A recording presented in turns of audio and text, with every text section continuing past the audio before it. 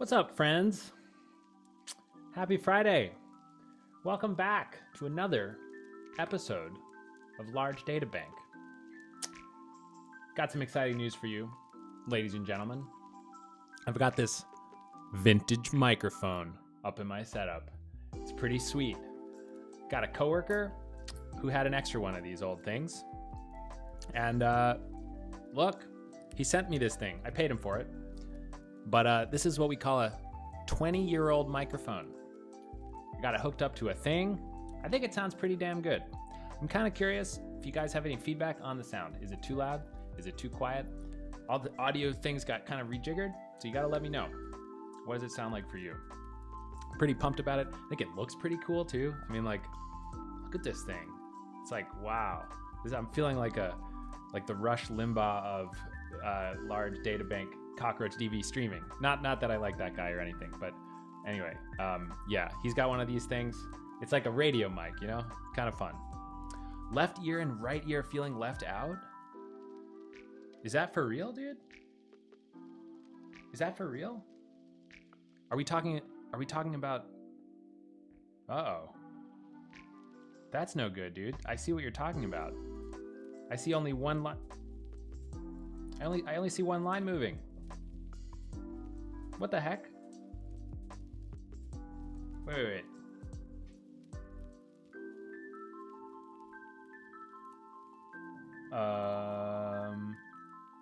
How does one go about fixing that as a problem, huh?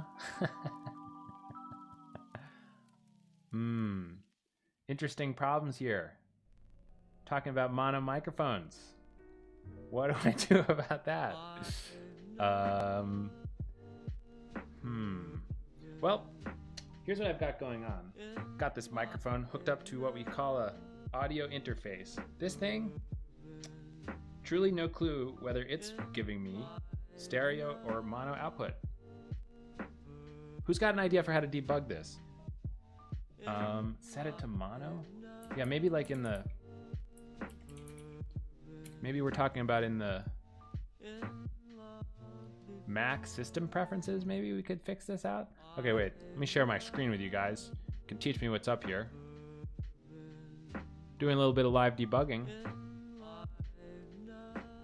We got Scarlet.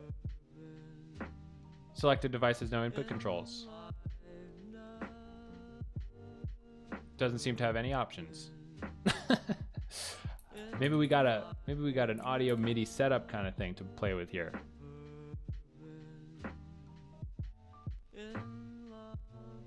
We got our Scarlet. We got our input.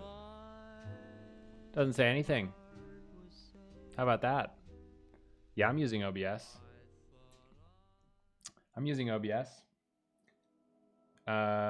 Whoop. We're talking about mono button, huh?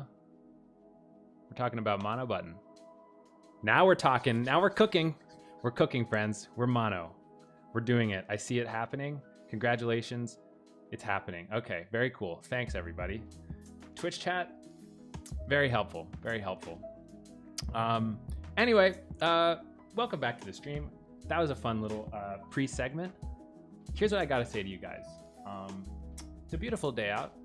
Spring is kind of oscillating in and out here in New York. A little spring, a little winter, a little spring, a little winter. Snow's melted. And honestly, it's just beautiful out. And it's making me feel like the promise of this long, cold, virus-filled winter is coming to the end. That being said, work is very busy for me right now. I'm talking extremely busy. I'm talking about like, man, I just got a lot of work to do, and it's kind of intense. But there's a lot of good stuff coming down the pipe. A lot of people joining the team. Come Monday, we're like talking about 4 new people joining the team. It's going to be really exciting. I'm really looking forward to them joining the team, helping us make CockroachDB just a little bit better. And they've got some good backgrounds, you guys. We're getting a lot of good people joining the team. I'm really quite excited about it. Hopefully we can tell you about them if they give me permission to do that at some point in the future. We'll just have to see. But anyway, yeah, so basically work is busy, but life is good, you know? Life is pretty good. got this mic in the mail. That's pretty fun. I've got this new habit. Like, I know sometimes I eat nuts on the stream. I got these, like, you ever guys eat ginger candy? Ginger candy? This stuff is like deadly.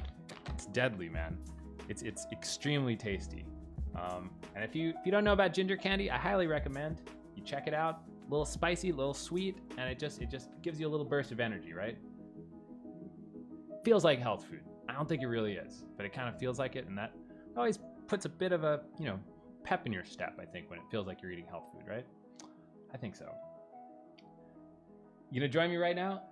Excellent. You guys, by the way, hello everybody. A lot of people, a lot of names here in the chat to say hello to. Lithium, hello.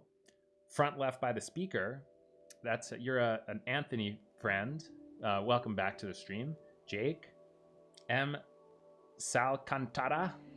Never know how to say your name exactly. Hydron Compi. You always say that when you join the chat. Kind of weird, but I'll take it. Dominic. Nikon. And Mawif. Safe to type. All right. We got a big gang. I'm pretty excited for today. I think today we're gonna play around with some stuff. We're gonna finish out some old things that we started. We're gonna start something new. We'll see how far we get with it.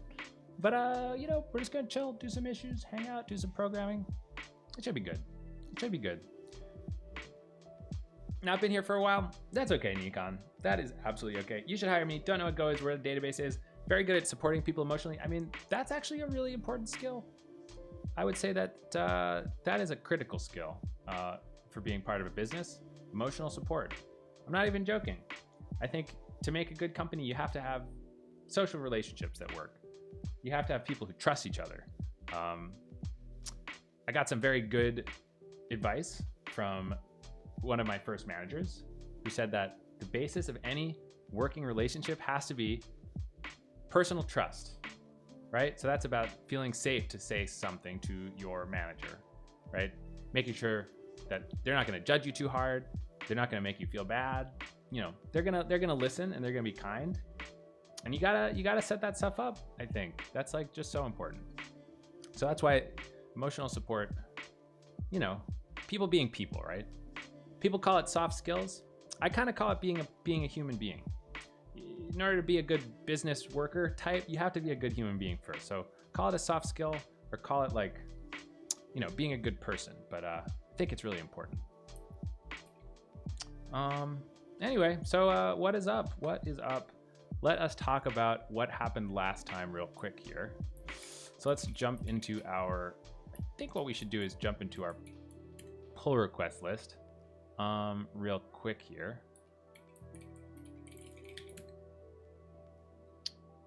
Got iris board right side was busted. Duh. That seems frustrating, my friend. I'm sure you'll figure it out soon though. It's kind of, these keyboards are an adventure, right? It's part of the fun.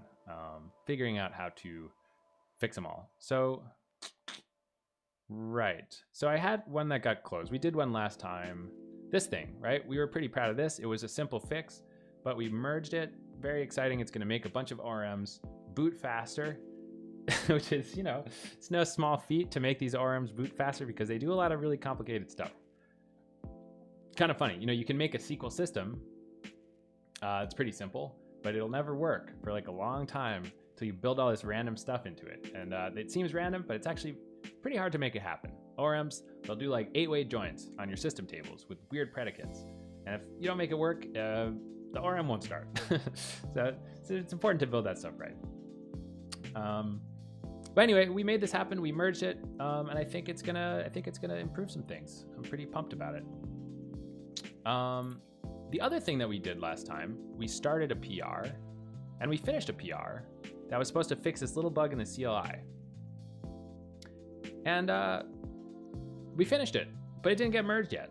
So I'm kind of bummed about that. Nobody's really looked. No, I take it back. Somebody approved this PR and I just didn't merge it. So I'm the problem here. Let's merge it together. This is gonna feel really good, you guys. We hit the Borzar Plus, we hit the comment button, and this thing is gonna merge. That's very exciting. So good job us. We finished our task from last time. Bit of a technical question that came to me the other day. What exactly manages the consistency between rafts? Example, when updating a table with a secondary index. It's a good question. So I guess you're talking about maybe how does CockroachDB do transactions that include changes to more than one range? Is that kind of the idea there? Because I think the idea is that every range in CockroachDB has its own raft group. And so if you make some changes inside of a range, you automatically get consistency by virtue of the fact that we use raft to do it. Raft is the thing that gives us the consistency. So if you make a change to a single range, it just happens all through raft. But you're talking about a good question, which is how does it work when there are two changes to two ranges, or a change to two ranges in a single transaction? And to make that work, we have to use a protocol that we built on top of raft, which is kind of like a two-phase commit kind of thing. So this is one thing. Here's the truth. I was talking to somebody at Cockroach about what is it like to learn the database. The database is a big, complicated beast. A lot of parts to it. You got your SQL layers, you got your bulk IO layers, you got your key value layers, you got your storage layers, UI, all sorts of stuff. Inside of SQL, there's the optimizer, your execution engine, the schema layer, there's the front end, there's the PGWire protocol. There's like a lot of moving pieces into this database. I was just talking to this person about, like, say you work on a database, how much of that database should you really understand, right? This is sort of a fundamental question if you work on any piece of software. Like, is it important for you to understand all these layers? And I think everybody wants to understand the layers. I want to understand all the layers. Everybody does. But is it feasible for everybody to understand all the layers? I think the answer is no. I certainly do not, for example. And the reason I'm talking about this is that the honest truth is that I don't understand that two-phase commit protocol. I know it exists, but I don't understand exactly how it works.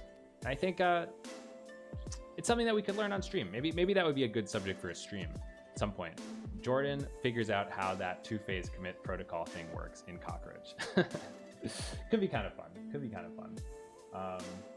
But there's your terrible answer. Shower thoughts that left me thinking. Absolutely. These shower thoughts leave me thinking a lot. Myself. Let me actually fix this. Turn it a little bit this way. But anyway, yeah, I don't know. I think this stuff is hard. It's complicated. There's a lot of moving pieces to it.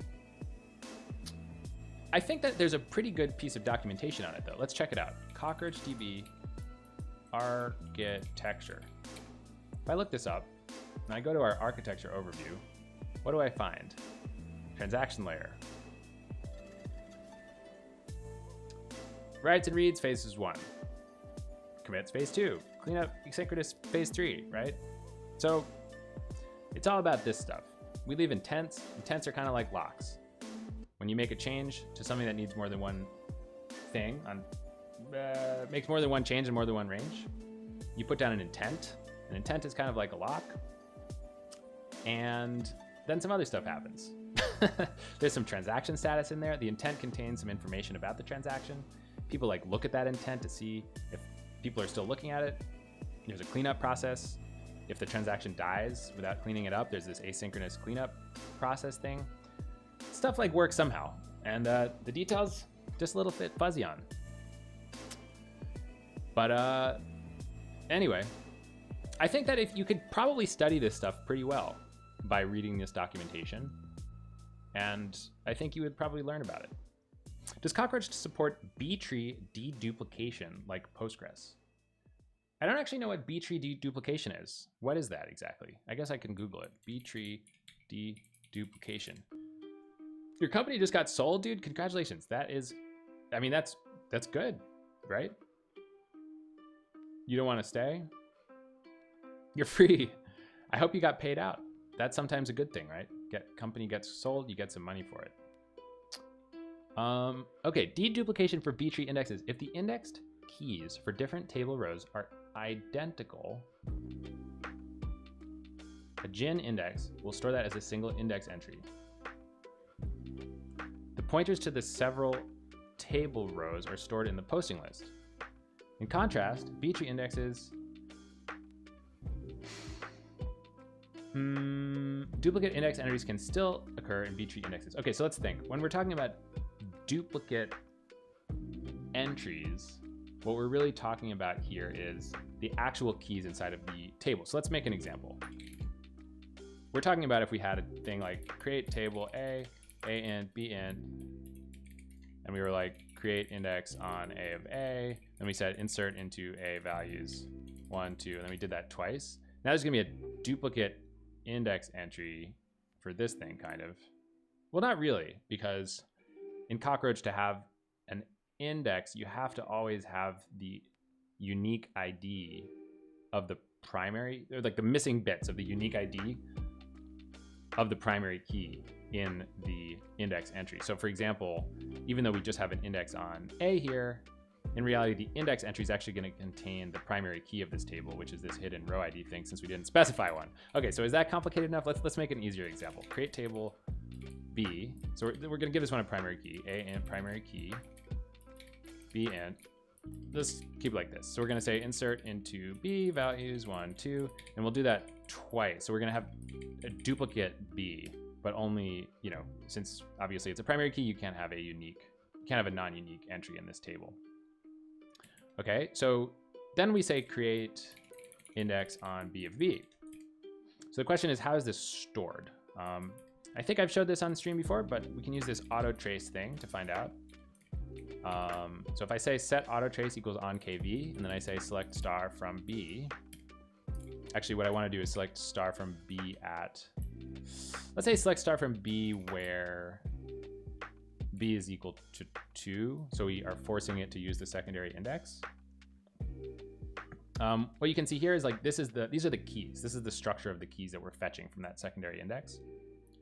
As you can see, there's a few things in here. There's the 2, which is this 2 ID thing here, the actual like indexed value of this column.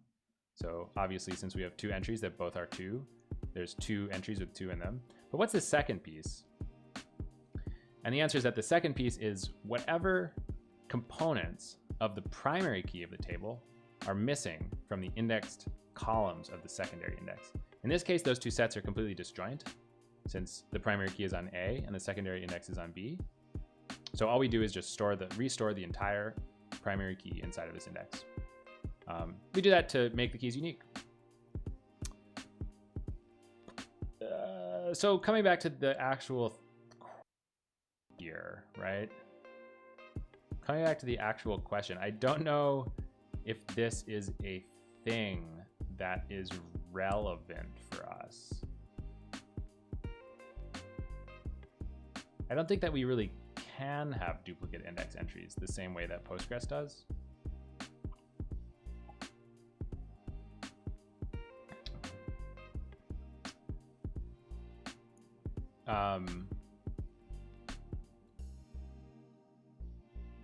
Yeah. I see. I think that we could implement this if we wanted, but it would be really hard. I think the idea would basically be that instead of storing one key per secondary index entry, we would only store one key per unique secondary index entry. And then instead of like over here, you can see that we've got this 1 entry and this 2 entry. Maybe the idea is like you could store this thing and some like signifier, and then there would be a tuple containing 1 and 2 or something like that. And maybe that would save some space, but it feels pretty borderline. It would be a really high touch change. And I just don't know if it would exactly be like worth it necessarily. You know what I mean? I just don't know if it would be worth it. But anyway, that's a very interesting question. Thanks for asking. So what's next? What's next, right? We merged this PR that Raphael approved for us 5 days ago. It was super sweet. Thank you to him. And let's talk about what we're going to try to do today. This is going to be sort of fun. I don't know how easy it's going to be. It might be really hard. But we've got this kind of interesting problem that has been open for quite a while. Longer than this would make it appear. This is only about 1 year, which is like, I'd say, not that old of an issue for Cockroach. But the idea here is that in Cockroach, when we say, this example is perfect. We already have a perfect example for this that we don't have to recreate. We've got this table with the secondary index, and we've asked the table to give us, it's actually not a perfect example. It's close to a perfect example. Let's actually just continue selecting from B, but we'll say select star from B where A is equal to 1. The reason that this is more perfect, I'll get to in a second. But in this case, since we know that A is the primary key of the table, we know that any unique value, any of this column can have at maximum 1 entry in the index because of just the very nature of how we make unique keys in the database. So since we can guarantee that scanning the database for this span here has 1 value, modulo column families, which for now, let's just ignore. Instead of sending a scan request, we should be able to send a get request. And what does that mean? Basically, in the key value layer of Cockroach, it's this big sorted map of keys, right? That's how it sort of works under the hood. SQL sits on top of KV. KV is just a big old sorted map of keys to values. And the KV layer has an API that allows you to either scan things for reads, meaning give me the range of keys between X and Y, or get things. And get is like, give me just the value at this particular point. So the theory goes that if we were to use get, things would be more efficient for reasons that I could not explain. You can imagine that it might be more efficient, right? Sort of makes sense. Scan sounds kind of more complicated. Get sounds a little easier. Truth is that I don't know why they're so different. I think it's something about locking in the key value layer. Point is they think that it might be like 2% faster to use gets when we can instead of scans. In SQL today, we use scans all the time because there's really no downside except for this maybe 2% thing, maybe. So I'm going to look at trying to see if we can do that. We'll see how it goes. It might be kind of hard. Hey, Kosaki, I'm doing pretty good. Thanks for asking. How are you doing? Yeah, let's go ahead and get started here. Oh yeah, you guys, I don't know if anybody was around last stream, you might remember that somebody was like, hey, what if you used JetBrains Code with me so that everybody could jump around inside of the IDE while you are looking at the code? I almost did that on stream, but it's a really good thing that I didn't because I looked into this a little bit and I found out that there's no security on Code with me. So if you open a Code with me connection, people can just use anything in your IDE, including like the terminal. They can browse the file system. They just basically have root to your computer. So we're not going to be doing that, and it's a good thing that I didn't do that on stream last time because that would have been bad. Rohan, what's up? I think it has something to do with being able to know what you're going to read before the operation. That sounds right. So I guess the idea is like, since you know exactly the set of things, oh yeah, that does sound pretty right? So it's like, you know that you would either read the exact key that you give or nothing. Whereas with scan, there could be any number of keys inside of there. Seems like it could be way better. That's so sus. What is someone was intentionally asking you to do that? Yeah, I don't think they really were. I think that would have been a pretty sick way of doing social engineering, but they didn't do that. Luckily for me. Right. So,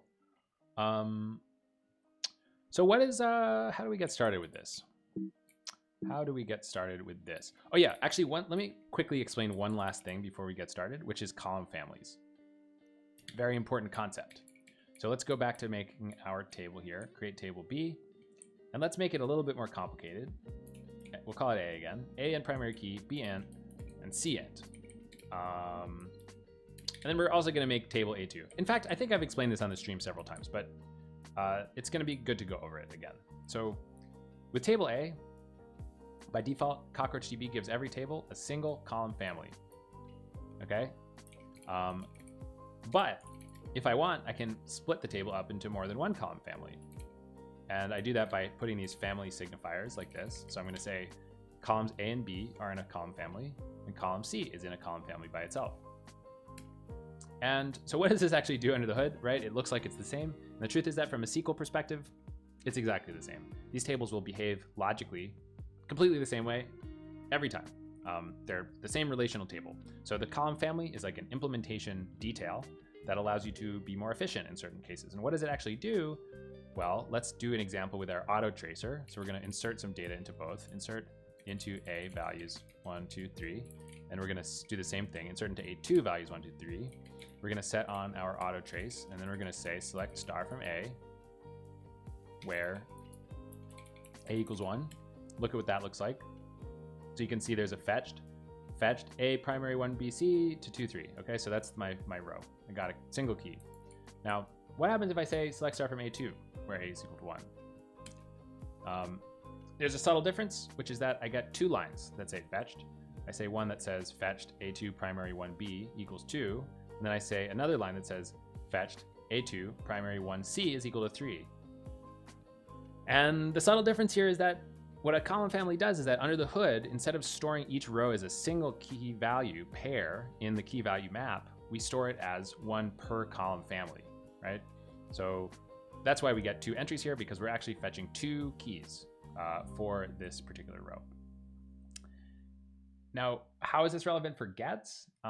Basically, if you see that a table has more than one column family, and you need to get more than one of the keys. So if I'm doing a select star, for example, and my table has more than one column family, I will have to get both of those keys, or all n of those keys. And so I would probably rather do a scan than have to do multiple gets with multiple round trips, right? But if I'm either guaranteed that I've only got one column family in the table, or I have multiple column families and I only need a single key from that table, then I can use a get. So that's why column families are relevant. But luckily, we actually know this ahead of time, right? Like when we're going to fetch data from a table, of course, we've got its information. We know about its column families, its indexes, everything. So we should be able to see that ahead of time and, yeah, basically deal with it. Okay, so that's all the prereq information, I think. So I think to start looking at this, we're going to dive deep into the bowels of the KV fetcher, which is kind of this ultimate piece of code that does the translation between SQL and KV. And let's see if we can find where we are sending these scan requests. How am I going to find this? I think one way I could probably find this would be to go and look for this text, right? Because I know that we print it. Well, now that we print this text nearby, what if I just search for scan? I feel like that's going to show up too much stuff, though. That's not right. What if I search for scan %s? This is looking better. Can you batch the gets for each family? That's a pretty cool idea. Oh my God, what is this? Multiple spam bot at the same time, dude? Mods. Fire the offenders. Put them up against the wall. I'll do it if I have to, but I'm counting on you mods out there. So it looks like it's actually that we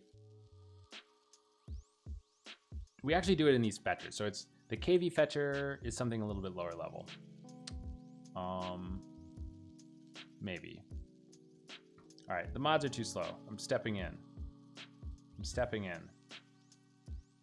Goodbye. Banned. Oh my God, dude, there's a glut of these guys. This is.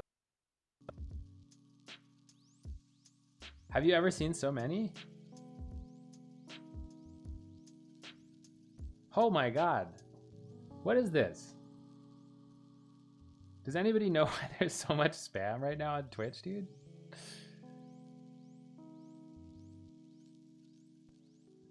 Follower only chat? Yeah, I guess I could do that. I wonder why they don't like, why do you think like Twitch doesn't just auto ban anybody who says bigfollows.com, right? Like bigfollows.com is always a spam thing. So I guess I could add that to like my banned keywords or something like that, right? I think there's such a thing as that.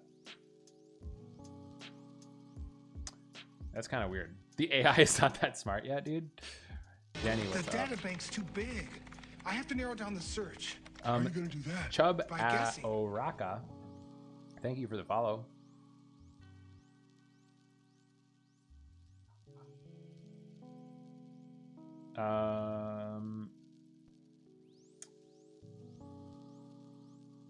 Let's see. Let's see. Okay, cool.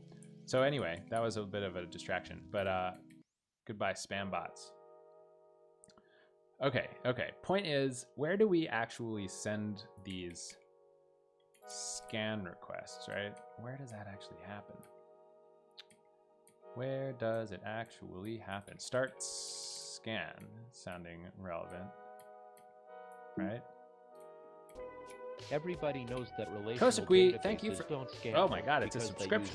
Kosakui, thank you so much for the Prime Gaming subscription here on the non-gaming channel. Really appreciate your support, my friend.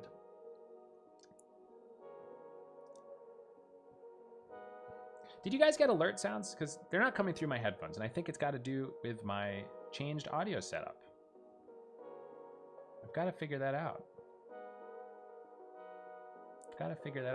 Monitoring device, it says. Got alert sounds? Okay, well, whatever. I'll figure it out later. As long as you guys have it, that's what's important. Cool. Okay. Oh yeah, so this fetch thing. This is okay, here we go. Okay. So it's right over here.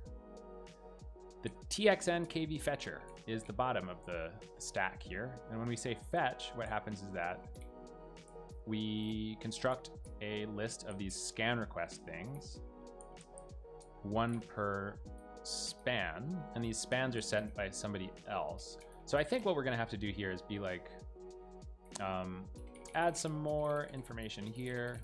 If we want to use gets, either put a separate slice of get spans keys, or add a slice of just start key info above the spans. So basically, what is a span, you guys? It's basically just a list of 2 byte slices that are the beginning and end of the key range that we're looking for. So back to our example, you can see that when we do this scan here, well, let me actually do a better looking example where a is equal to 1 or a is equal to 2.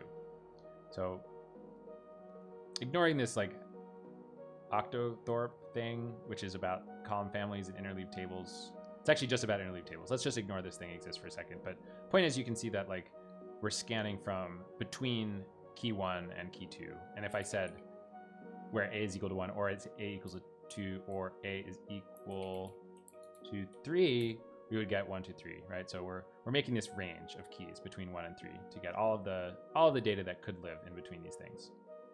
And I guess, so right, in this example, this would have like a bunch of bytes and then a 1, and this would have a bunch of bytes and then a 3. Those things are actually variant encoded, but it's not important.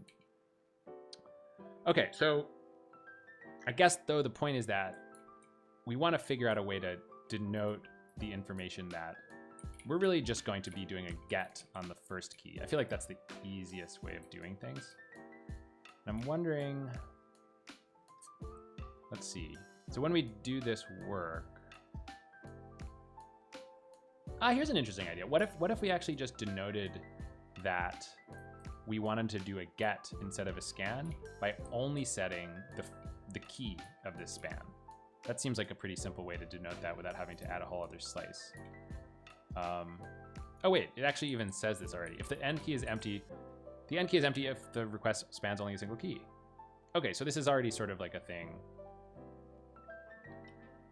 that's like supported by this API in a sense. So honestly, then down here the API feels relatively simple. It's sort of like we say, well, I guess there's a bunch of complication actually, isn't there?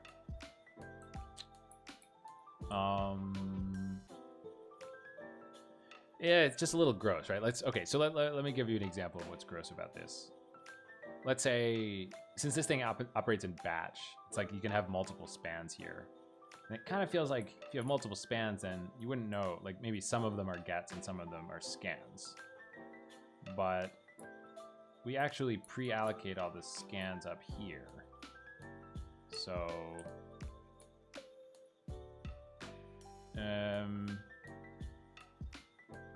The databank's This feels too a little big. funky. I have to narrow down the search. How are you going to do that? By guessing. Let's just say as an example, hey, Jason Gruelks, thank you so much for the follow. Well, let's just prototype what this would look like. So we would basically say here, like, we'd say if f dot spans I dot n key is equal to nil, we have a span that we can fetch using a get. So what we'll do is we'll say, yeah, the confusing thing is that like the data structures are sort of wrong here. Like what are we doing with this? We've like made this slice that has a scan request and a union inside. And then later what we do, it's just sort of like to save allocations, I think is the reason why we're doing this. Because then later down below what we actually do is you see like this is, it's just kind of odd. Like we're setting up this batch, right? This is the API of this KV layer. We set this batch request. Batch request has a header, and the batch request has some request unions. And request unions is this like protobuf union interface thing that could be anything on the inside. So basically, okay, here's actually what it is. Instead of this part, it's sort of like, well, no, I think this is actually fine. So what we're gonna say is va.requests of I dot value is equal to, then when we can construct something on demand here, because we assume that this is going to be a rare case, I guess, for now. Like this whole batching thing is sort of an optimization that maybe we could come back to later if we need to, but we say the value is equal to, I think we're going to make a roach pb dot request union get.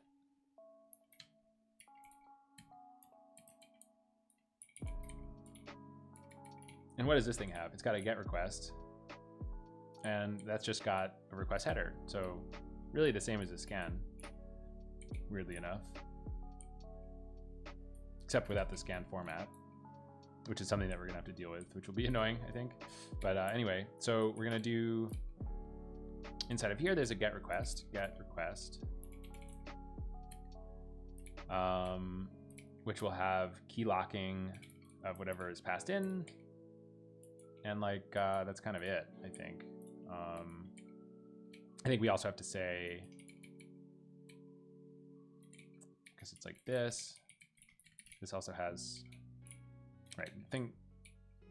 So inside of the get request, that's where we have to put this header. And the header, for whatever reason, is where the actual spans go. So we'll say like this, request header is equal to,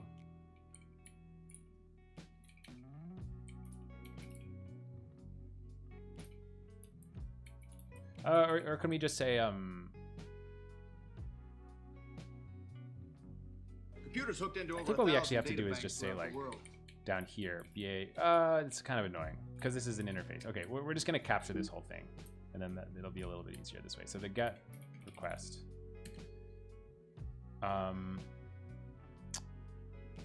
Steinol PhD, thank you for the follow. So we'll set our get request like this. Then we get to use this method that kind of does some of that stuff for us, I think. Get request dot get dot set span. Set our span to f dot spans of I.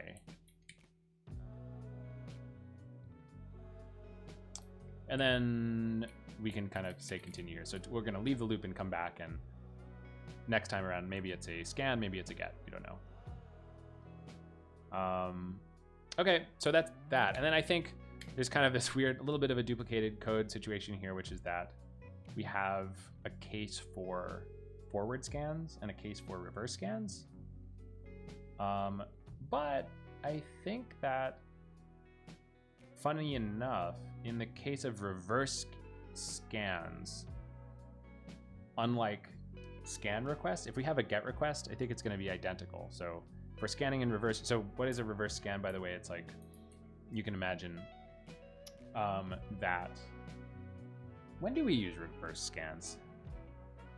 When do we, oh, I guess it's for like order by, where the order by instruction is reverse of what the index's direction is. Yeah, I think that's what it is. So let's give a quick example of that.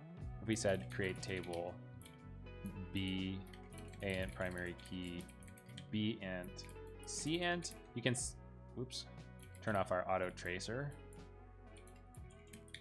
We can say something like create index on B of B ask or ascending, same thing. And you, no?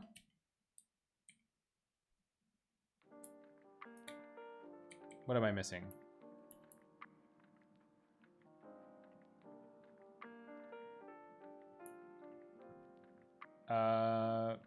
What am I missing? This is not a thing that we support? I think this is a thing we support. I'm confused. I probably just forget the syntax. CockroachDB descending index.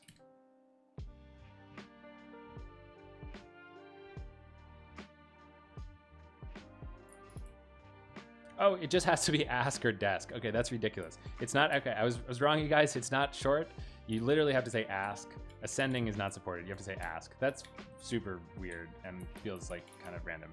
But anyway, so I can make a descending index and an ascending index. And what that does is it makes it so that one of these is going to get picked depending on the order of the scan. So if I were to say select star from B, order by B, and I put an explain on this, it's going to tell me.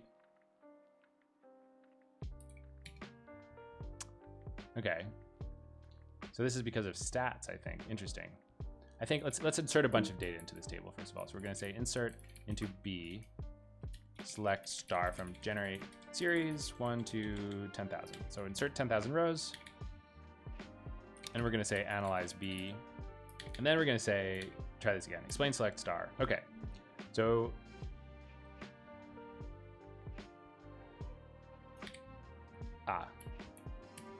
there we go. Okay, I had to trick the optimizer a little bit, but point is, if I say now select B from B, order by B, very funny SQL statement. Since I'm asking for just the B column from the B table, ordered by the B column ascending, which is the default, by the way, it's going to use this nice ascending index that I've specified, because all it has to do is read it sequentially. Done. If I were to ask for select B from B, order by B descending, though, what do? Is we use a different index because we've got a descending index on it. And the descending index is obviously just, you know, the same values, but in reverse, so that you can scan forwards in a descending way, right? Does that make sense? I think that makes sense. Now, what would happen if I deleted this index now? So drop index BBIDX from B. Is that not how that works? Yes. Now what happens when I say select B from B, order by B, descending? What you get is this reverse scan business, right? So it's saying I'm gonna use the ascending index, but I'm gonna scan it in reverse. And that's gonna be more efficient than going to the primary index and doing a sort, but a little bit less efficient than a forward scan. So that's what reverse scan's about. Best resource for learning Python? I don't know, Mississippi Dog. I've heard that learn Python the hard way is pretty good. Faster to scan the right way. Reverse scan is slow because of the details of how the storage engine organizes its data, is my understanding. The lists that it stores, I think, are organized in a forward direction. So in order to go backwards, you have to like do some weird stuff. Maybe like scans, like get a chunk and then go to the end and then, I don't really know.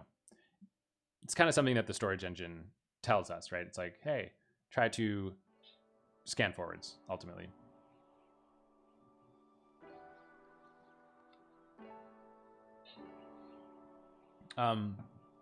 But actually, so one important thing though is like a reverse index. What does that mean? It's actually not the same data as a forward index. It's actually like we figure out a way to encode every key so that it sorts exactly opposite to how it normally would. So for example, if you had like, how do I put max int into a reverse index? It's going to be like all ones or something. Like it's going to sort to the very end. But if you put max int into a backwards index, we're going to like flip all the values that it sorts first, if that makes sense. And then in SQL, we like read that and interpret it differently depending on what direction the index is in. So it's kind of like an encoding trick is the way that I would think about forward and backward indexes. Anyway, okay, so point is, though, that in forward and reverse indexes, we don't care about, sorry, not forward and reverse indexes, regardless of whether doing a reverse scan or a forward scan, we can always just use an ordinary GET request, so this code is going to be completely the same for the reverse case and for the forward case.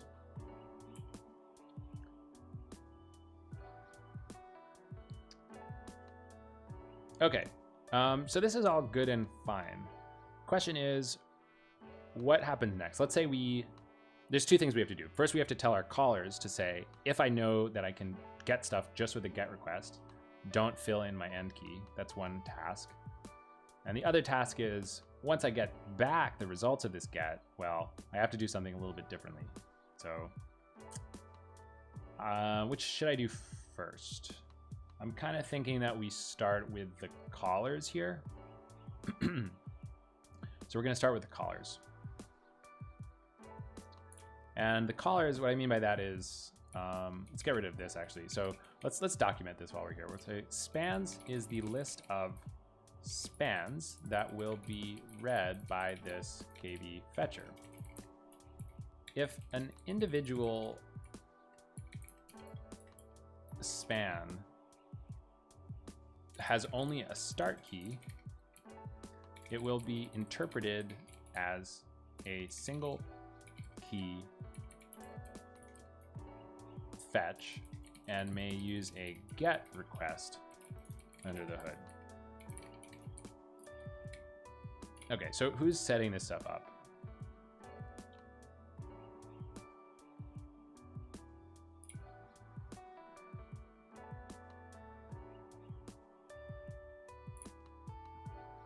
Looks like this gets passed in from above.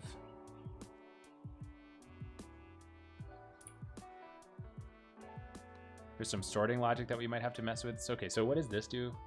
It's saying if the verify the spans are ordered if a batch limit is used. And then it says for every span, make sure that the span's start key is not less than the previous span's end key. So I think in this case, we have to have a conditional. Let's think about it.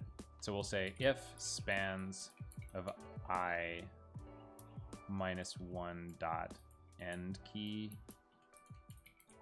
is equal to nil, right? That's the check. It's like if the previous span was a single key fetch, then we do something different. We say spans of I dot key compare spans of I minus 1 dot key. I suppose we can factor this a little bit nicer. We can say prev key is equal to spans of I minus 1 dot end key. But if this thing is equal to nil, so we'll say if prev key is equal to nil, and we can say prev key is equal to spans I minus 1 dot key. So this is the case of a GET request. Get rid of this. Okay. If spans of I dot key compare blah blah blah. Okay, right. And so then here we just have to change, instead of saying dot end key, we were going to say our prev key. Okay. Otherwise, race detector stuff. Probably we have to fix this too, huh?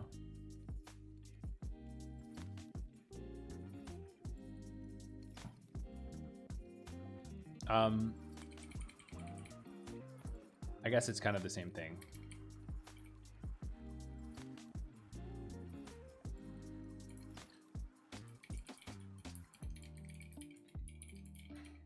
Prev key is equal to nil, prev key is equal to spans I minus 1 dot key. And then we can check this against prev key. And then we can go ahead and continue with this stuff. Else if, oh, but it's the same thing. That's annoying. Then we could say, I guess, cur key is equal to spans I dot end key. If cur key is equal to nil, then cur key is equal to spans of I minus 1 dot key. And then I think over here, what we do is we say, else if cur key dot compare. Yeah. Okay.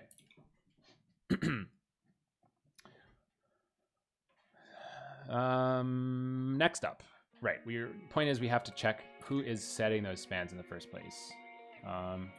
Fortunately, it looks like it's getting done by a couple different places, so that's always fun. Guess we'll start with this one. Start inconsistent scan. Okay, so maybe they actually both come from the same spot way up top, hopefully. Kind of feels like coming from several different places, you guys. Always lots of fun when your caller that you're trying to change is like multiple different endpoints. But I guess the point is that we don't actually have to change them all at once. All we have to do is change one, just for starters, I think. So I guess we should probably start with table reader because it's the simplest case. Table reader.spans. This is the thing we're going to populate. Aha. The spec. Oh my god, it goes all the way up to this SQL spec. Okay, this is good. This is actually very good. Okay, so where are we, you guys? Let me explain where we are. Let me come and do one of these examples. Coming back to this example, if I say explain on this guy, then I actually pass it this dist.sql modifier, which tells you a little bit about the physical plan that gets generated. I get a URL thing that looks like this. Table reader spans 1 to 2. And this data in here is getting populated by these protobufs, actually. The protobufs are the things that contain the instructions for the little processors. Like each of the SQL things, like a join or a select or a distinct, they have a protobuf and they have a processor. Protobuf instructs the processor. And so I guess what we have to do here is we have to change what goes inside the protobuf. And the reason that I'm saying this is good is that the higher we get, the more control we have, the more information that we have about what should be done by the optimizer ultimately. So I'm hoping that this is going to go like way high up and we'll sort of be like happy and easily able to figure out all the information we need to know that we have just one column family or whatever it is, whatever the case may be. So who sets this stuff? Who sets this stuff? I'm guessing it would be the dist.sql physical planner, of course. And who sets this stuff? We're going all the way up, you guys. We're going all the way up. Oh my god. It's kind of intense.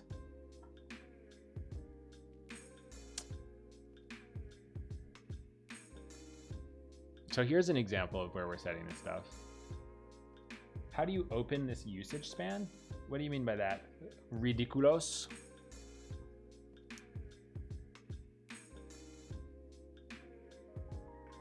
Open this usage span. Maybe you're asking like, how do you scan the keys inside? Ultimately, that's an instruction that we pass down way down in the deep bottom of the database. We give that to the key value store part. So it's imagine doing a range scan over any other key value store. It's kind of like the same thing. Is that what you're asking?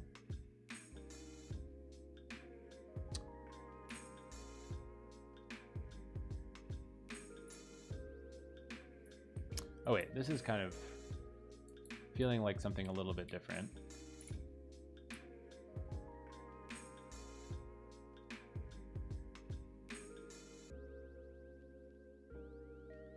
Oh, go to definition usage. Got it. Yeah, so what I do there is like, in Goland, if you have IdeaVim installed, which is something that I use, which is like the Vim plugin, you can just do GD. GD will either go to definition if you're sitting on a variable that points to something, or it'll find usages if you're pointing on a field. Random question, but I started Hugo website, love the Archie theme. How you managed to make the homepage content be not the list of posts? I don't remember. That's a great question, but all of that stuff is on my website, so you should be able to, I think it's on my website anyway, like it's in GitHub, I mean. So I think you should be able to look at what I did there in GitHub.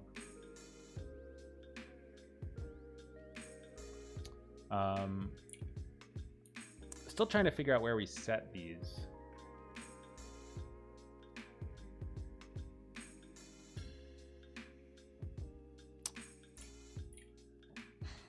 Span partitions. There's also another shortcut that pops it open down here, which is sort of more practical if there's a lot of things to look at, but I don't remember what it is usually. So I just like do the GD one and then click the mouse button. It's kind of embarrassing. But hey.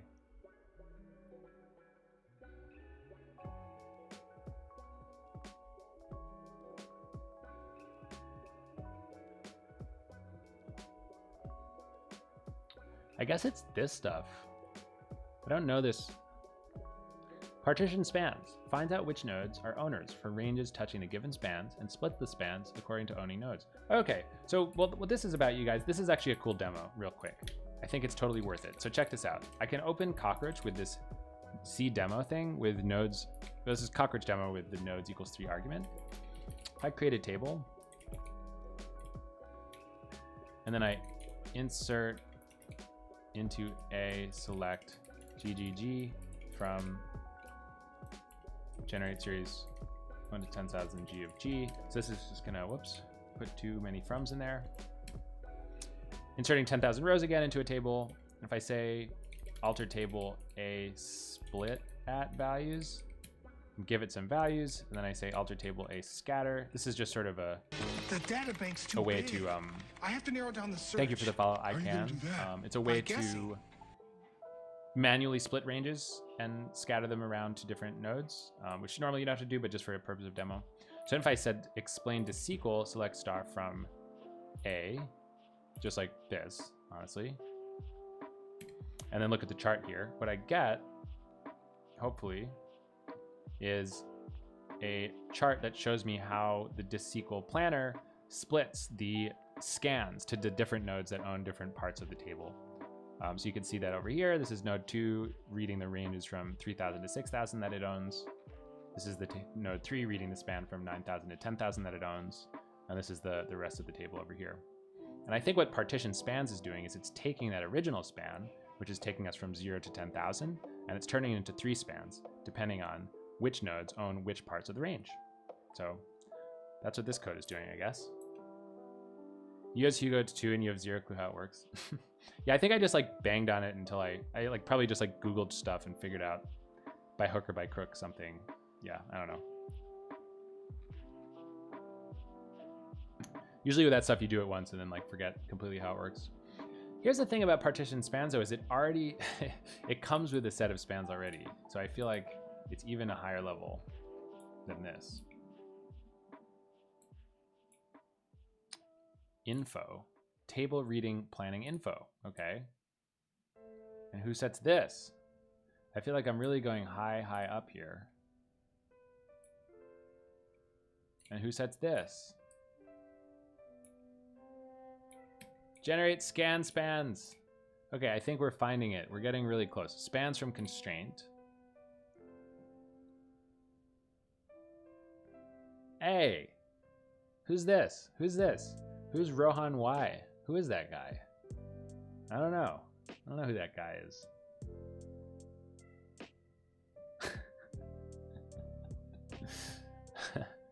It's a cameo.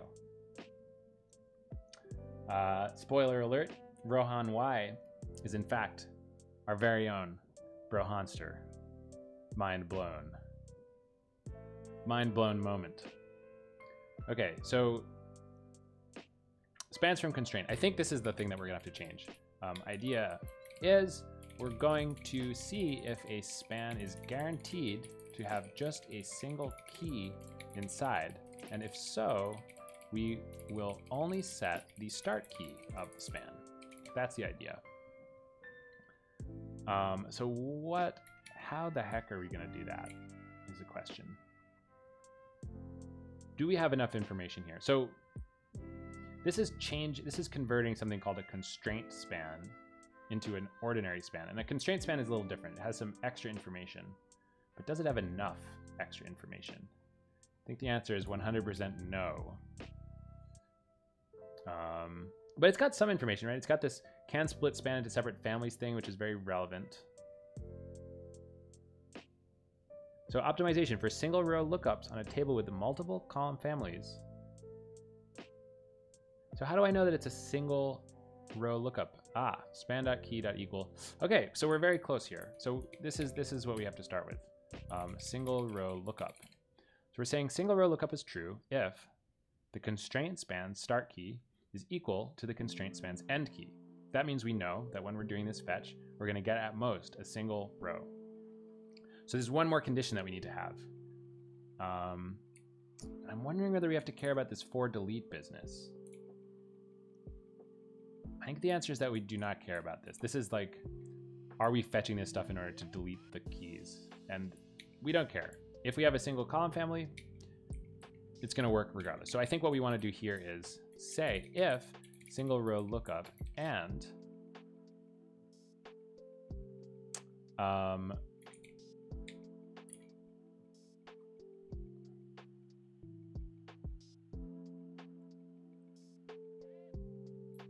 so this is something we can check. We could say if the number of families is 1, then we're good. I feel like we could just start with that. It's a little simpler. Like I think we could do better, right? We could say if there are multiple column families and we only need 1, then I feel like we could do a get, but let's like ignore that for now because it's a little bit more subtle. And we'll just start with a simple case. So we'll say if single row lookup and s.table.column families. How to get that again? Table.get families. And so the len of table.get families is equal to 1. We can use a get request here down below, since we know that there will be at most 1 key in the span. The data bank's too big. I have to narrow down the search. How are you going to do that? By Original guessing. Riven, thank you for the follow.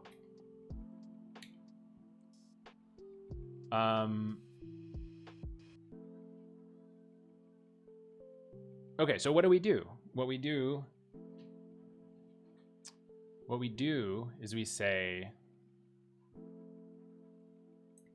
what do? I think we basically just say return, we say span.endKey is equal to nil. I think it's basically we just, you know, in fact, we can do better because we can do this earlier, can't we? We can do it up here. So let's grab this, stick it above here before we even calculate the single row lookup, before we calculate the end key. We can grab all this stuff and stick it here. So if single row lookup and get family is equal to 1, we don't set the end key, and then we can just, we just leave. We just return append to comma span nil. I feel like this is gonna break all sorts of stuff, but we'll find out, I guess.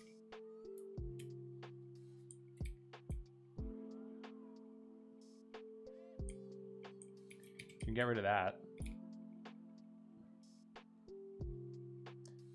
What's up, binary stream? I like JetBrains quite a lot. They're my favorite. I've always said JetBrains, they make such a good product that it would be my backup career to work at JetBrains if they didn't have offices only in St. Petersburg. The computer's hooked into over 1,000 data banks. Wouldn't it be so cool to work on these super advanced IDEs? I think it'd be awesome.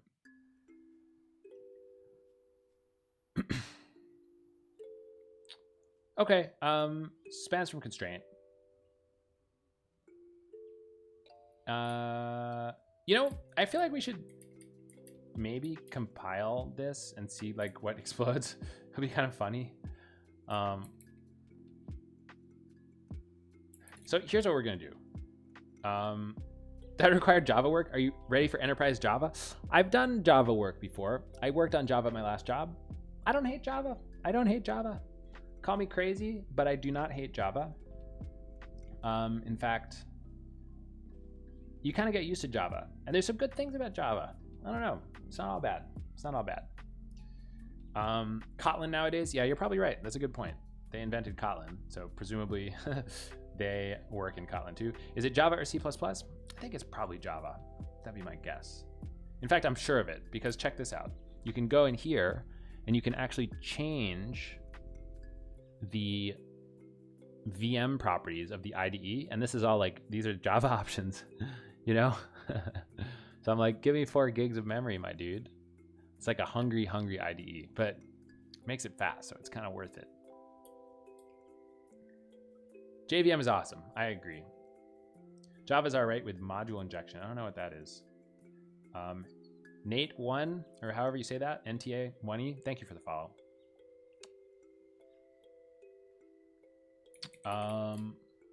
Okay, so why don't we go ahead and make a branch for this? So we're going to say get checkout dash B. Branch is going to be called get fetcher. Get fetcher? Fetcher gets. Gets in fetcher. If you have time to wait for the start for the JVM, that is, oh my God. People complain about this, but like, are you serious? What kind of application? I mean, it's not appropriate for like writing a CLI app that starts and finishes within like 1 millisecond, but that's not what people use Java for. People use it for like applications, web servers, services, you know? Startup time of the JVM. Is it that important? I question that. AWS Lambda, I guess that's a fair point. I think it would be kind of a bad fit for AWS Lambda. You're saying it kind of works?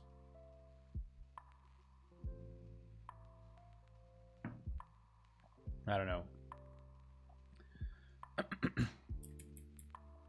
Oh yeah, Graal VM. I hear they're doing some really good stuff. Okay, so we're gonna make our branch. We're gonna add our 2 files. We're gonna make a commit. We're gonna call it work in progress. We're gonna push it. -u. Dude, you know what's weird about Git, my friends? If you're pushing a branch for the first time and you forget to do git push -u, if you do this the first time, it just works. But if you fail to do it the first time and then you do it again, it doesn't like you and you have to do this slightly longer invocation, which I don't understand and it irritates me. And I also did this wrong. This needs to be mine.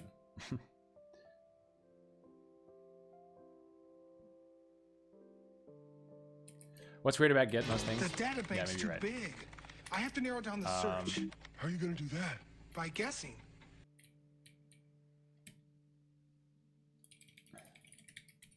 Rude, thank you for the follow. You can set it to automatically push branches without -u. I'll have to figure that one out.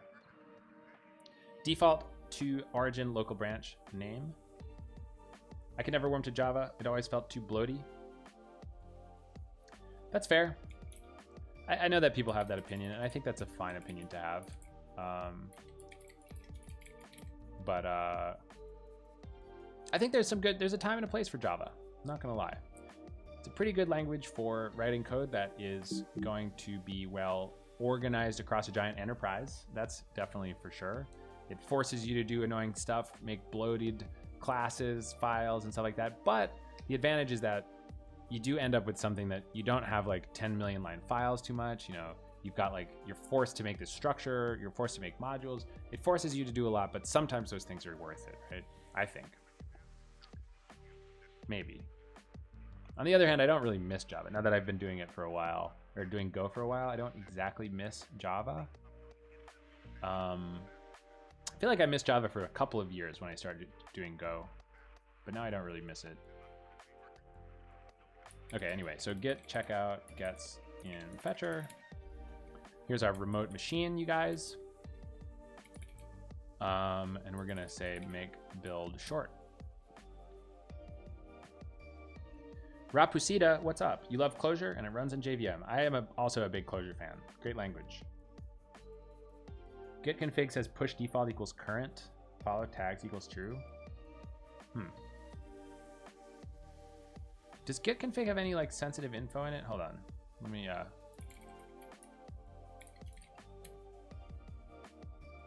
feel like it doesn't, but you can never be too careful. It obviously doesn't, right? Because I push this thing to my GitHub. See, here's what I've got. I've got my git config. I've got push default equals simple, and that sounds different.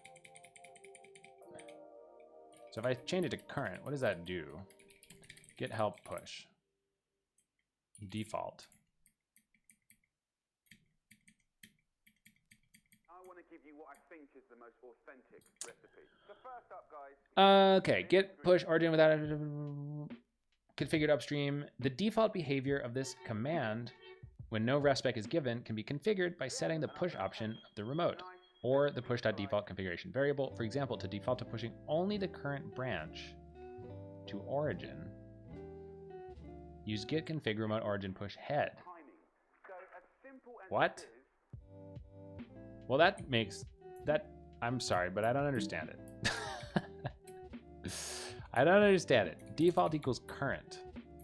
What if I search for current? Because you need it.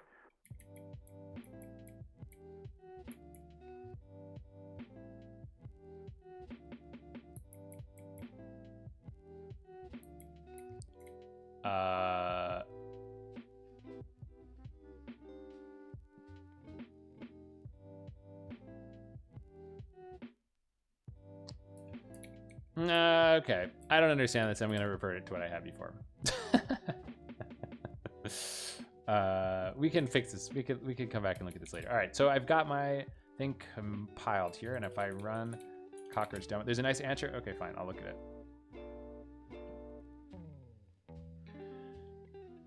I use the following command to push my branch: git push origin sandbox. If I say git push origin, does that push changes my other branches too, or does it only update my current branch?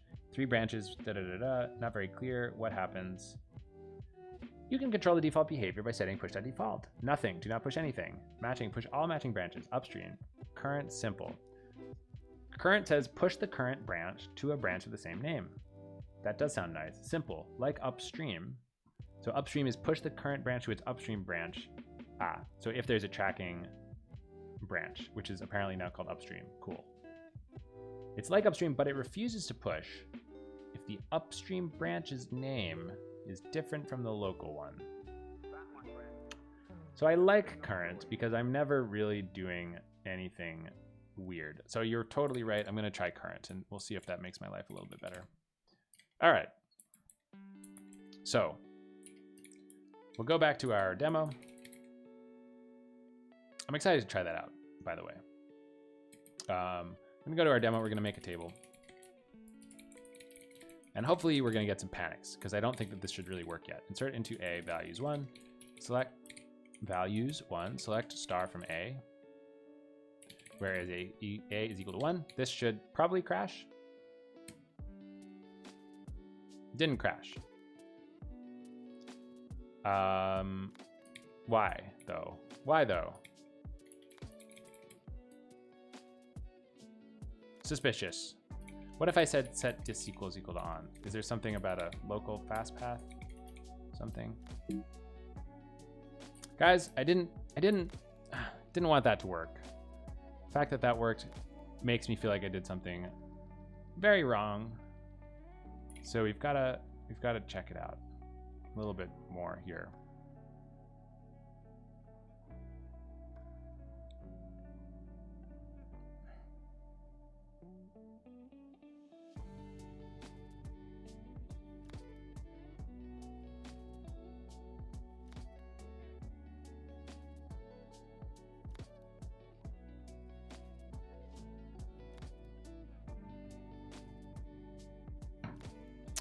We can use get request here down below.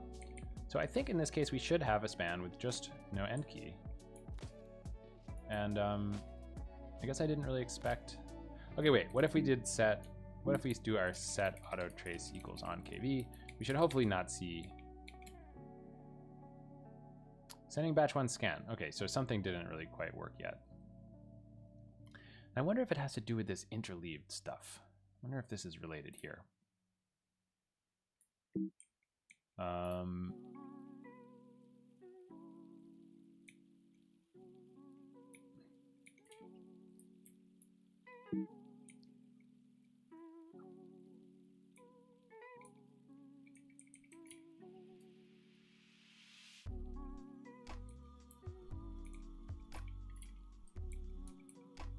The data bank's too big. I have to narrow down the search. How are you going to do that? By guessing. Web BSK, thank you for the follow.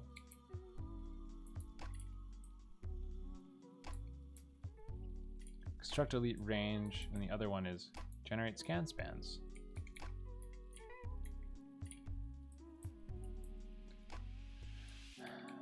Hold on. Am I positive that I actually have that change? I do.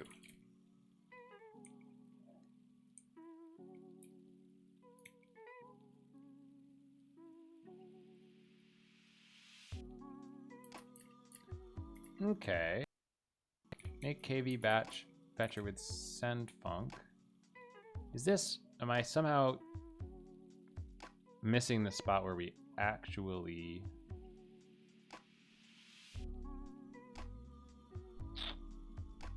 do this stuff? Just a little bit confused. Like the fact that I'm doing this should definitely make things blow up. So it makes me suspicious that I'm not actually making it happen. So here's what I'm going to do. Here's my primitive debugging method. I'm going to say panic. Oh no.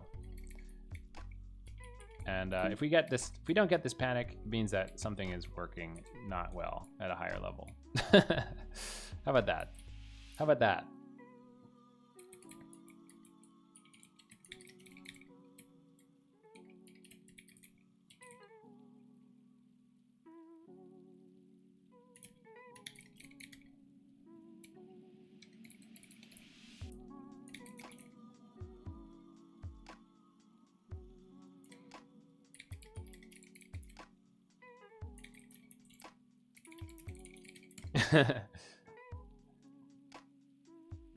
Seems good. I agree. It's a very seems good kind of debugging method.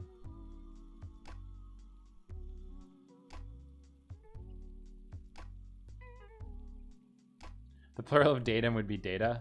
I guess you'd think that, but I think it's data is just such a common word that it's really confusing to make the plural of datum data. Like datum is a very specific like object type in our code. So we usually say datums, even though that's possibly like ungrammatical in a certain sense. Okay, so we'll run our demo, we'll make our table. Okay, so this is just for sure not actually getting plumbed through all the way, which is suspicious to say the least. So why would that be the case?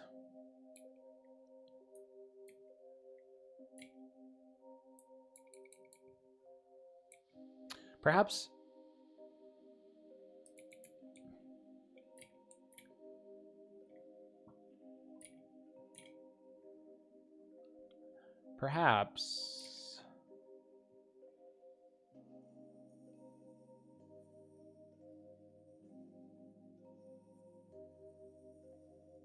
Oh, I see. I'm doing something very goofy, you guys. I'm doing something very, very goofy. And the answer is that I'm doing a comparison on a value that I have not created yet. So I thought that I would be able to avoid encoding the end key. Is it possible that I can't avoid that? Kind of seems like that'd be sad, right? Like, can't I encode constraint span start key, encode constraint key end key? So can I not just compare these things directly? I feel like I should be able to, because there's no information that we pass in besides just the bytes. In mathematics, it's indeed datums. Okay, that's good to know.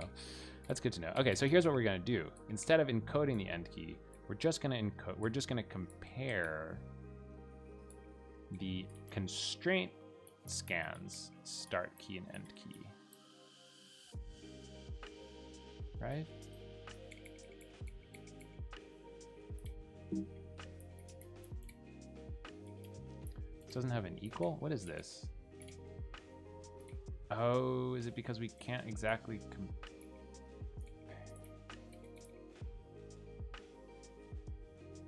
need something called a key context? Do I not have that? Okay, I see why this is annoying, you guys. I see why this is annoying. Maybe it's not worth it. What is a key context? What the heck is a key context? It's got columns. Contains the necessary metadata for comparing keys. Constraints columns. Do I not have s dot?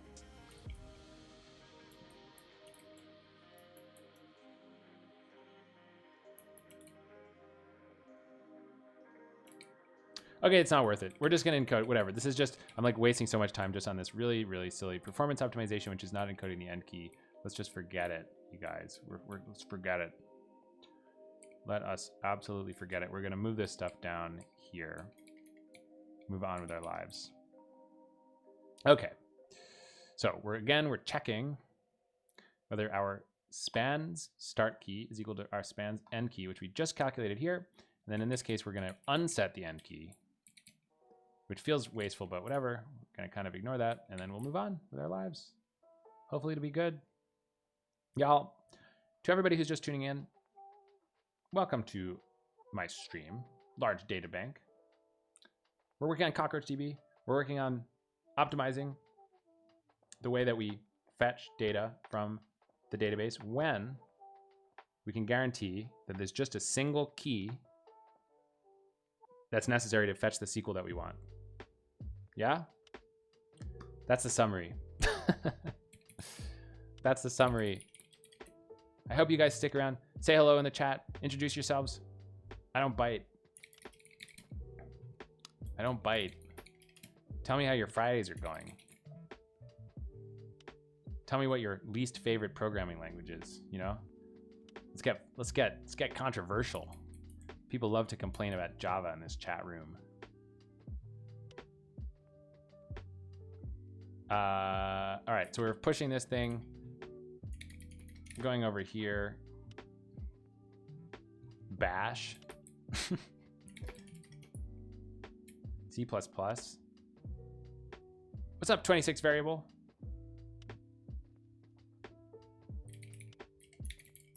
Java hate group. You prefer C to C++? Could leave an optimized comment for later. Dislike working with CSS.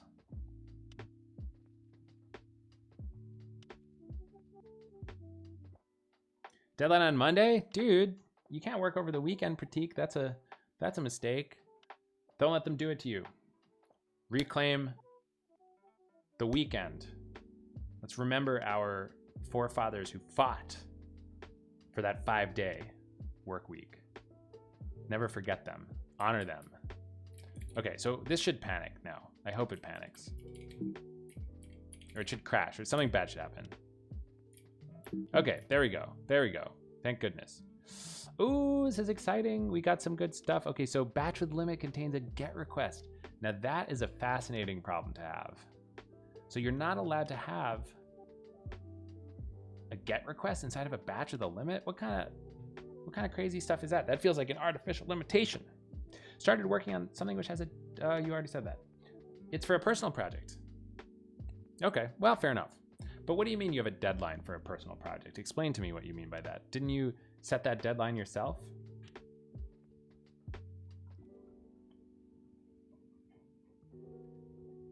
JavaScript with Node?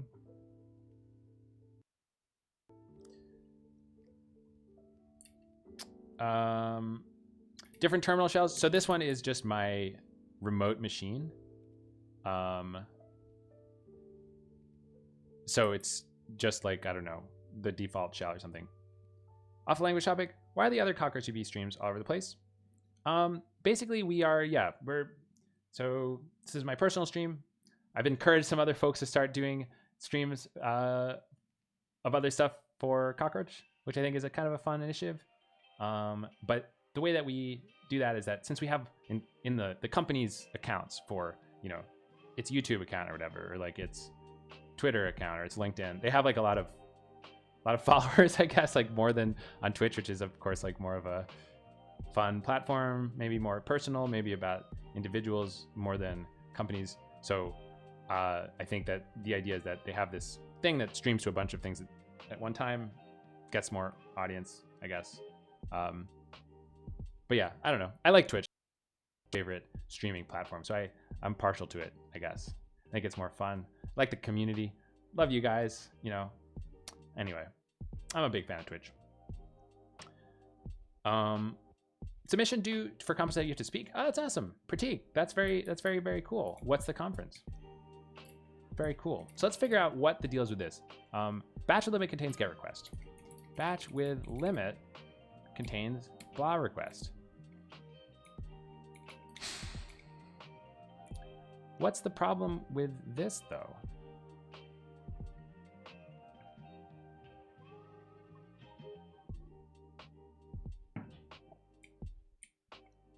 Let's just add it. I don't know. I'm not sure what bad things could happen. Probably a lot of bad things, but see what happens here. Get request.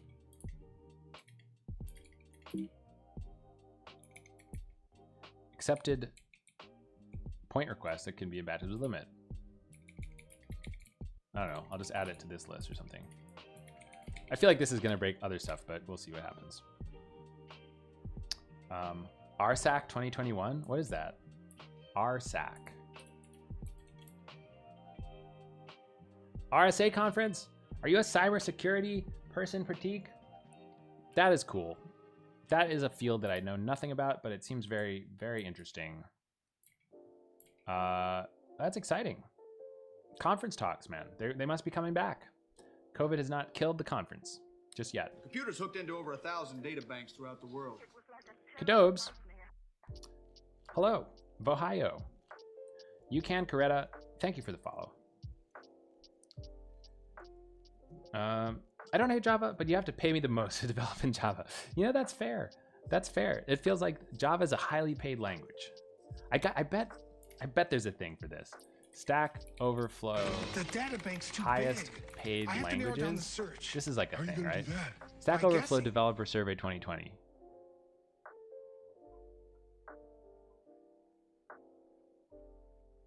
Where is it? Salary by developer type? What about by language? Here we go. Salary and experience by language. Perl. Okay, guys, the most highly paid, oh, no. It's sort of like this axis. You got median salary and average years. Scala. So it's sort of like program in Scala, Rust, Go, Perl, and you're all gonna get paid like the same amount or something. I don't know. This seems like kind of weird. Goodbye to this weird chart.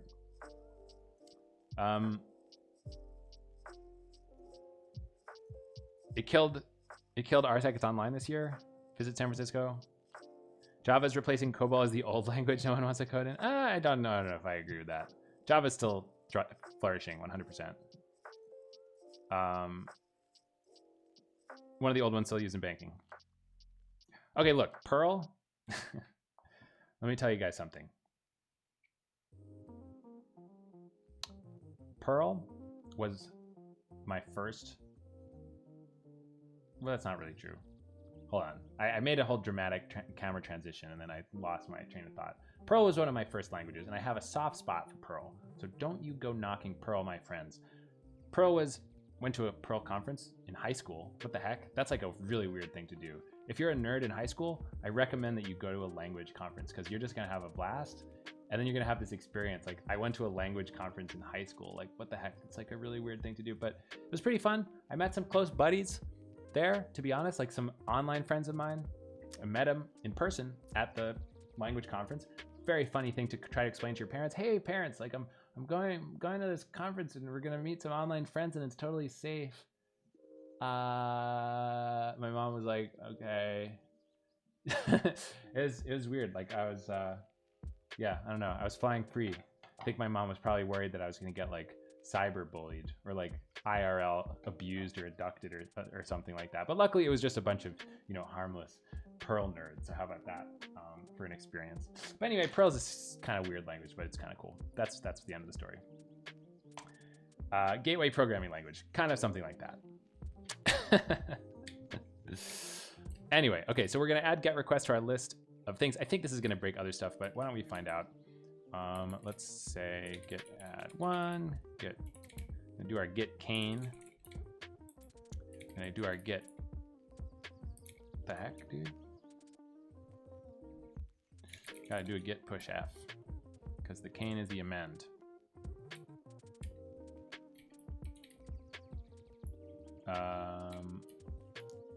So this branch is called what again? Gets in fetcher. Make build short. Your husband met his current BF on Flyer Talk forum, so it happens. What's Flyer Talk? Flyer Talk. Oh yeah, right, the frequent flyer people. Oh my gosh. Dude, wait a minute. This is like a whole thing. This is like a whole thing that I find fascinating. Like, there was this whole article about the points guy, right? The points guy, New York Times. Points guy. The man who turned credit card points into an empire. This is such a good article. If you haven't read this, I highly recommend this article. Really fun, really weird, really interesting stuff. I bet your husband has some interesting thoughts on the points guy. I'm sure he does. You just meant the obfuscation possible in Perl. Yeah, that is very fair. That is a weird. You can do all sorts of disgusting stuff in Perl. I mean, don't get me wrong. I think it's like kind of it's one of those languages, right? Kofane, thank you for the follow. Okay, so we're gonna run our demo. What happens now? Now we get something much worse than a crash, which is that we get nothing. So I bet if we look at our logs, we can see some stuff. So we're gonna say start single node, insecure, log to standard error.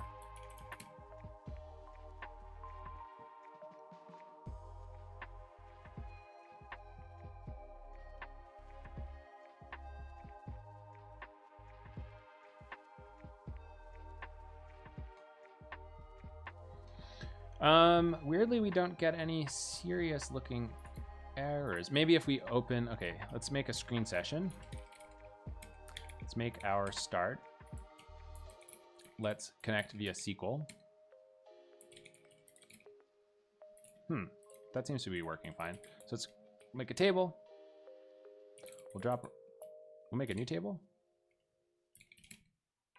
Insert into D values 1. Select star from D. Select star from D where A is equal to 1. This should fail, I hope. What? Oh, it's very interesting. Oh, this is cool, you guys. Look, we've completely broken SQL. Isn't this exciting? Check it out. Insert into D values 1. Select star from D where A is equal to 1. And then we get nothing back. So this is what we call a hyper broken database. One fun thing about editing a database is that you can make it just completely wrong. And I think that feels pretty empowering, right? Take a piece of software and like completely break it. Love that. Okay, so why is this happening? Let's see what happens when we turn on our auto tracer. Set auto trace equals on KB. Select star from D where A is equal to 1. Aha, so we did something good, guys. Look, we're sending a get. We're sending a get instead of a scan, which was the original point of this whole thing. And so that's very positive. I think the question is now, I think we need to teach the other side of the code to read the get requests back, which is not something we've done yet. That was on our to-do list, so let's go ahead and do that next. I'm freezing every 3 minutes. Well, that's not good. It's not good.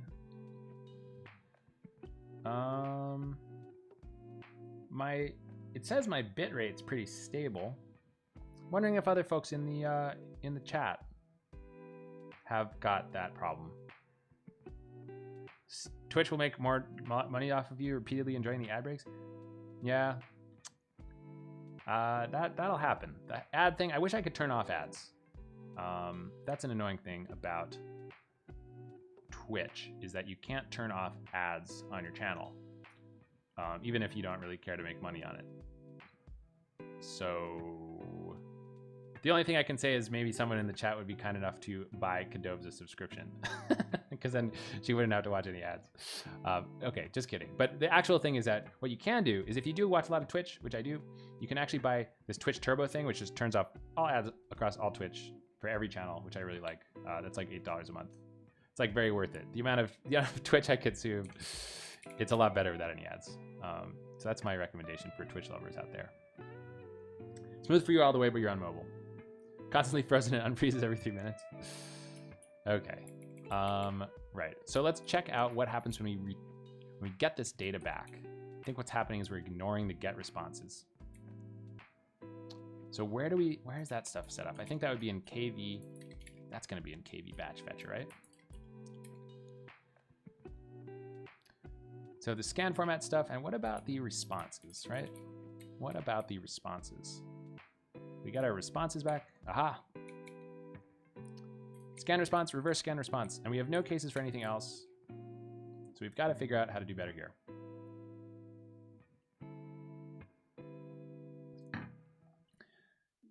Settings advanced, disable low latency mode. That's an interesting suggestion. I've always had that thing on. I don't exactly know what it does, but I've never turned it off.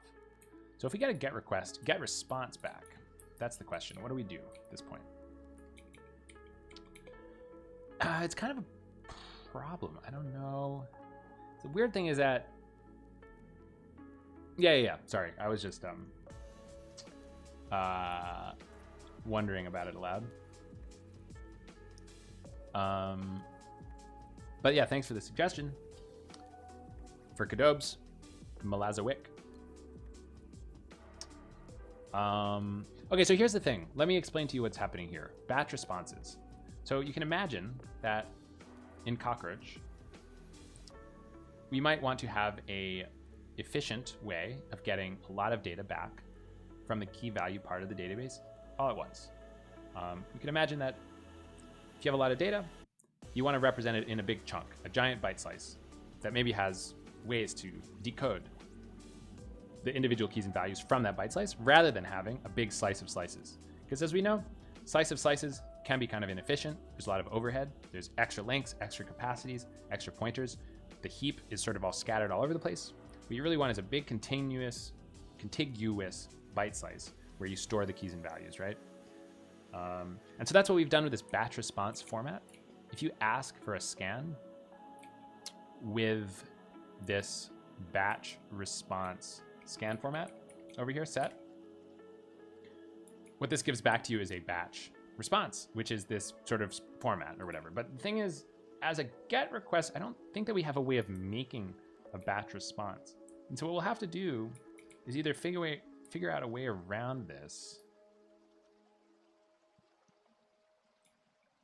or we'll have to construct a batch response, right? Although, wait a minute. I think actually we're good, because here's the thing. We can handle either requests in the key values format or requests in the batch response format. And in this case, I think it really just gives you back a key value pair, which is what get request gives you back. So I think that it might be straightforward, and all you would have to do is say return true since we have a response. And then here we need to assemble a slice, right? We have to say this is a slice of key value, so we have to say a slice of key value, and then inside of it, it's going to be t dot value.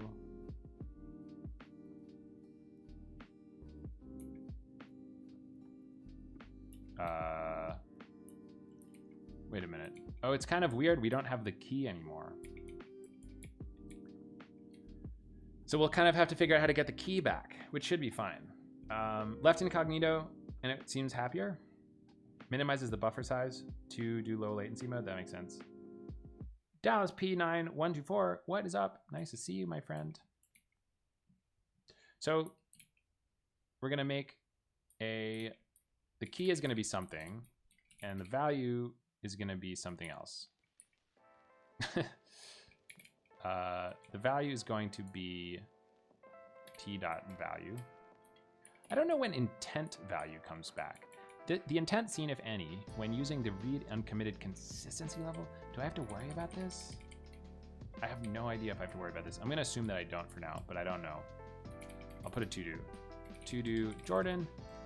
Do we have to worry about the intent value field on this response? T-fan? Yeah, I like tea. I think my favorite tea, depends on if we're talking about caffeinated or uncaffeinated. I like a lot of different teas, not gonna lie. I like don't know if you ever have that throat comfort tea. It's got like licorice and other herbs in it. That's really nice for when you're sick. It feels really good. It's a little sweet. I like chamomile. I like mint. Caffeinated wise, in the green tea category, I like the Genmaicha. That's really good stuff. And then black tea wise, I really like a black tea with the bergamot. I don't know how you say that word, but I like that flavor. Like whatever it's called. Earl Grey, there you go. Low latency mode, smaller chunks, shorter buffer. Request more frequently. You have freezes if you don't get them in time. That makes sense. Earl Grey. They've got this like jacked up Earl Grey tea called like Lady Grey or something. It's got more bergamot. How do you say that, dude? Bergamot.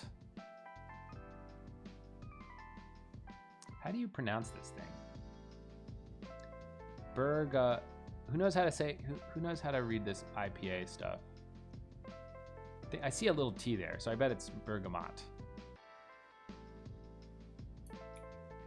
How do you pronounce bergamot? Bergamot. Bergamot. Bergamot. Bergamot. Bergamot. Okay, I think I'm gonna pronounce it in the British. Bergamot. Bergamot.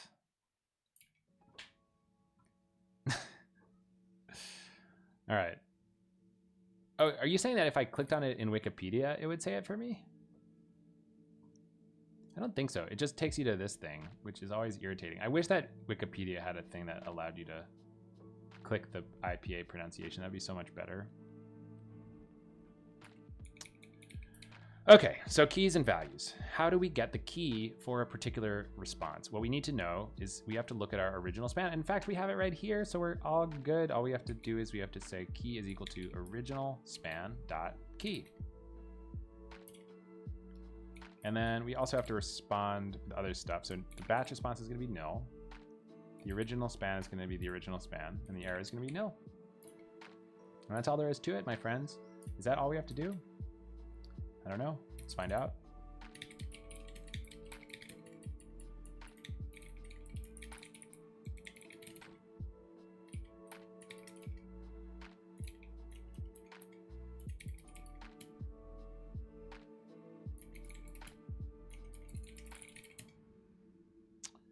Uh-oh. Uh-oh. What did I do? Did something dumb, you guys. Did something very dumb. We need to go to the different branch, and now it's going to have to recompile a bunch of stuff. Whoopee! Very exciting stuff. All right, we get to hang out for a bit because we've got to do a big recompile. It's so much easier in languages that write words the way that you pronounce them. Yes, English is a horrible offender. Very difficult language to pronounce, as I understand. A lot of weird special cases. It seems like a nightmare to have to learn, unless you're a child. And probably even as a child, it's probably a nightmare to learn. Okay, so that wasn't so bad of a recompile, and we already have some sort of issue. Cannot use t.value as type t.value and field value. Okay, so I've got some sort of pointer issue here. I've just got to like dereference this thing, I think. Okay. Oh, but it could be nil, couldn't it? It could be nil. So what do we do in that case? What do we do in that case? I guess we just probably say if t.value is equal to nil, return false, nil, nil, nil, nil. Or wait, orig span is not a nillable thing. We'll just return the whole thing. When could this be? If the key doesn't exist, value will be nil. All right. All right. So easy enough.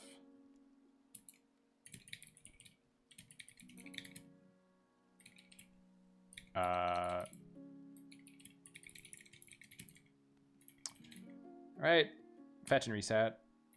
Make build short again.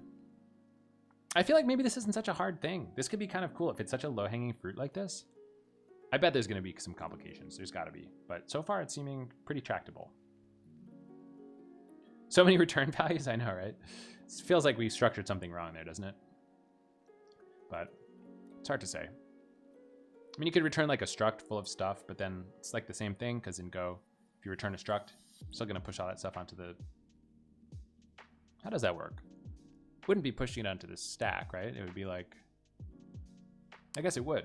You'd be pushing it onto the stack. Kind of changes with this new register ABI thing, doesn't it? Man, I don't know how return values work exactly. I need to figure that out. On the other hand, English only has standard characters. I mean, standard, whatever that means, right? Isn't that sort of English-centric of you to say there, Kosakui? For adults, there are no... Also for adults, there are no consistency rules. There are many examples, so you just know it for each word specifically. Yes, that makes quite a bit of sense. Okay, so we're going to start our node up. We're going to go back to our example. We're going to select, and we still get nothing back. Okay, rip, dude. Rip. Let's make sure that it doesn't... Oh my God. Everything feels really broken. Okay, so let's make a new table. Create table E, A in primary key. Insert into E values 1. Select star from E where A is equal to 1. Turns nothing. All right, too bad for us. Let's do our auto trace and see if we can figure anything out there. Set auto trace equals on KV. Select star from E where A is equal to 1. So we send to get, but then I guess maybe do we get nothing back or something? Don't exactly know. English is ad hoc. Has its own flaws. Words that read. Words like read or read could be pronounced 2 different ways. Yes, absolutely, that's super broken. IntelliJ auto upload feature. Oh yeah? I'm not sure if, can you just configure it with any kind of SSH thing? Automatic upload? Huh. How does this work? Wow, that's really cool.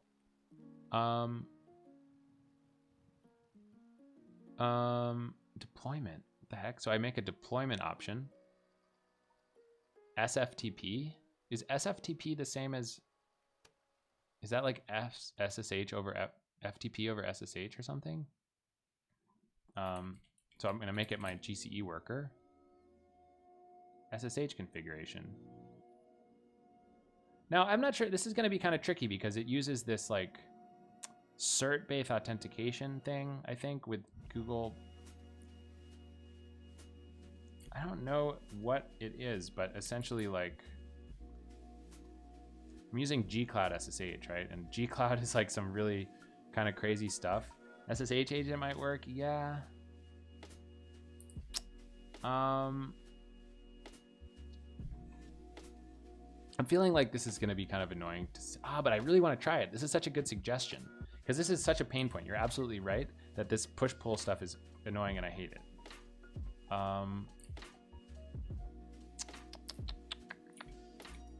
Thing is like,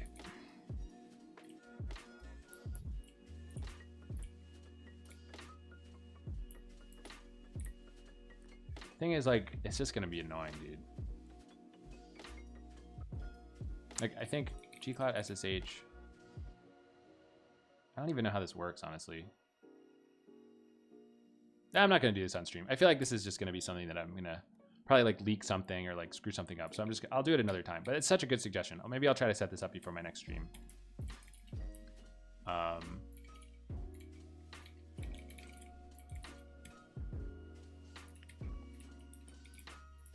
There's this other thing, like some people were using SSHFS. I don't know if you've seen that, or like this. There's this thing called Unison, which is some kind of like OCaml project thing that like syncs stuff, but it was really hard for me to set up, so I gave up. I don't know. I like git push and pull is just like the lowest common denominator. It's like it just works. It's kind of annoying, but at least it works.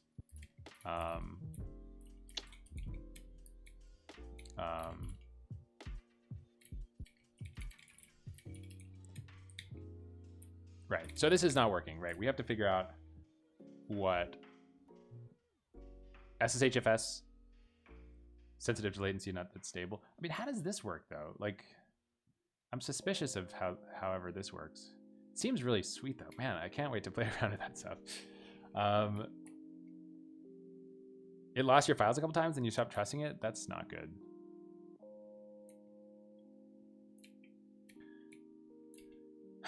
So how can we figure out what's going on here, right? Like, what if we say, okay, so there's more to auto trace. There's also just full auto trace where we get a lot more information. Let's see what happens here. We say batch, node received request, get, executing get, acquiring latches, executing read-only batches, blah, blah, blah. I wonder if we actually do a periodic rsync, then it's gonna like start syncing the .git directory and stuff. I don't know. Rsync listening on file changes. I feel like that's basically what that unison thing is, right? But it doesn't work for whatever reason. I feel like it's kind of tricky to get that stuff to work, honestly.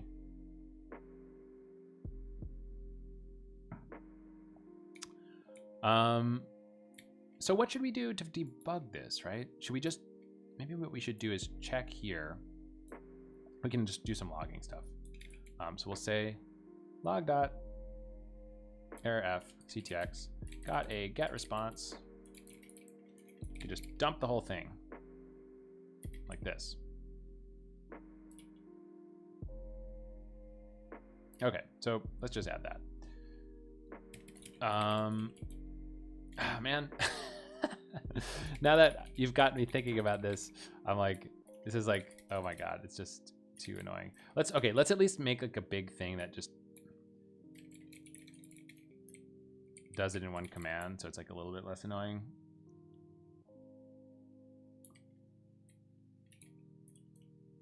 Oh, look at this. Error releasing lease end key must be specified. I wonder if there's a weird problem that I'm doing because of this stuff. So we're going to do our fetch and reset and make build short.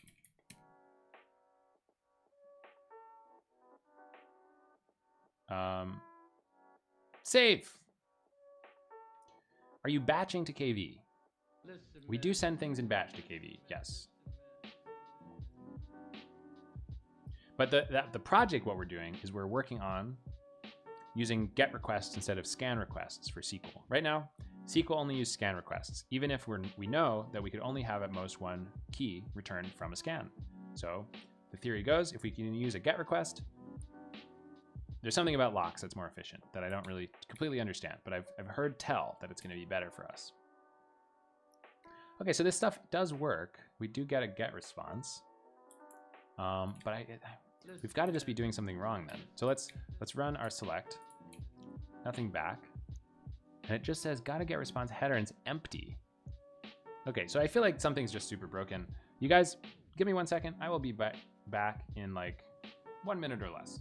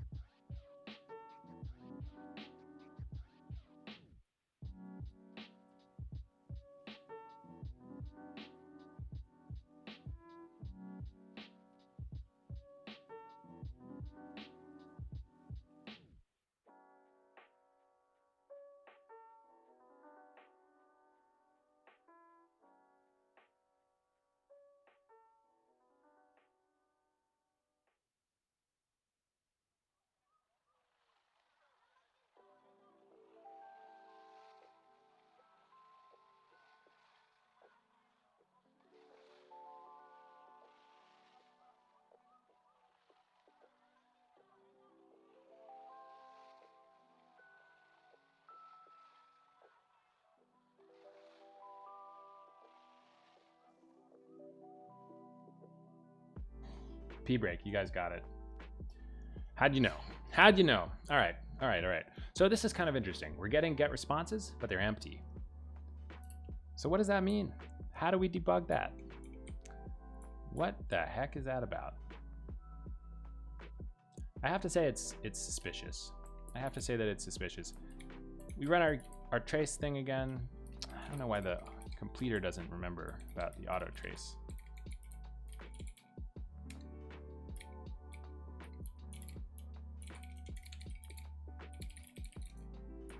Setting auth type to key pair and selecting .ssh Google Compute Engine work, dude?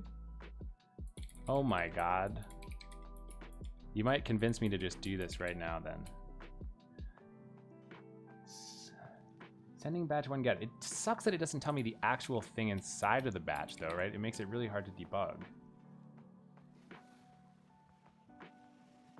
Get from something to min, dude? Is that the problem? Is it just that like I'm Portuguese captain? It's been so long. Nice to see you. Things are going well. Things are going well. We're just chilling. We're working on trying to send GET requests instead of scan requests to KV from SQL, something that we never do. We're always sending scan requests, even if it's a single key fetch.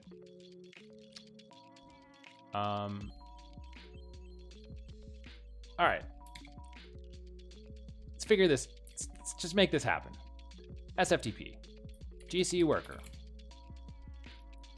SSH configuration, create configuration, new, host, but I have to give it the host name.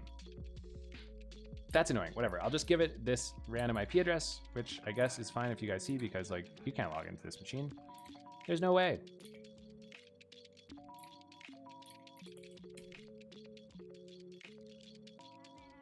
Get is much less weight in comparison to the scan. I think it's about 3% less weight.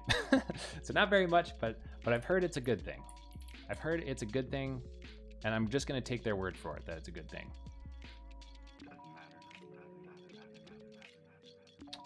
Okay, so 35 dot whatever. Okay, so username, Jordan, authentication type is gonna be our OpenSSH, or is it gonna be key pair? Private key file is gonna be, oh my god, it went away. Come back. Why did that go away? That's annoying. Okay, key pair, private key, SSH, what is it? Is it,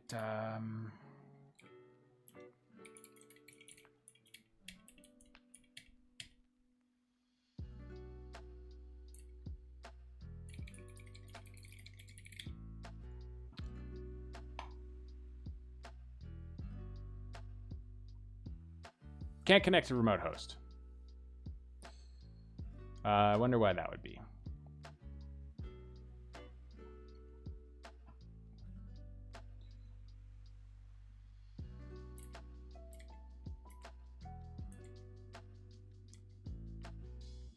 Yeah, I don't know what it's doing auth-wise.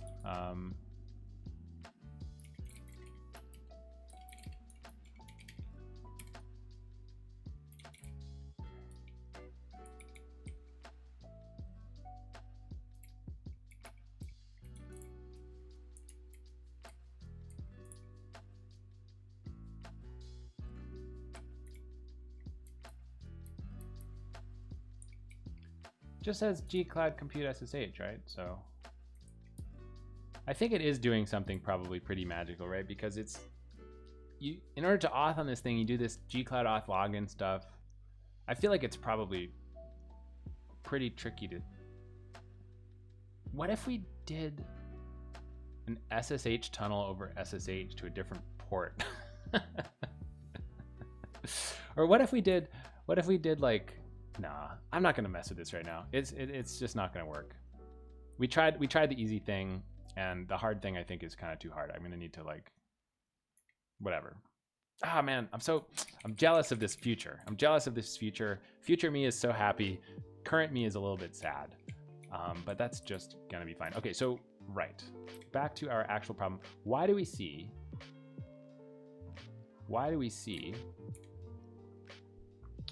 this GET request contain min as its end key? That is super broken, and it's clearly the problem, so we've got to go and fix it. Where do we assemble our GET request? We make a GET request. We set its span. Oh, this is just super broken, right? End key is equal to end key. Well, is it broken? This doesn't seem broken. How do you... The end key is empty if the request spans only a single key. I don't exactly get this. If your SSH port is open, G-Cloud Compute SSH provisions a key for you, then it's regular SSH. If the port is not open, it does some magic identity aware proxy stuff. Regular SSH channel set up via, yeah. I think it probably work. I'm sure I can figure out how to get it to work. It's just, doesn't feel like a stream thing to do. Just doesn't feel like a streamy thing to be doing. I don't understand these GET requests. Let me see who sets up a GET request besides us in the world of CockroachDB. Who sets one up? Does anybody set one of these things up? Or are they just completely unused? Here's a request header that contains just a key, which is what we have done here. So I don't know what to say. That's confusing. We're sure that the end span is nil. We're sure of it. 100% sure. So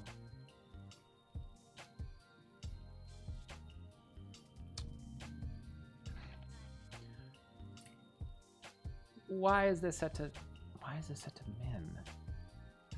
Just feels very, very wrong. And in fact, perhaps this is a red herring.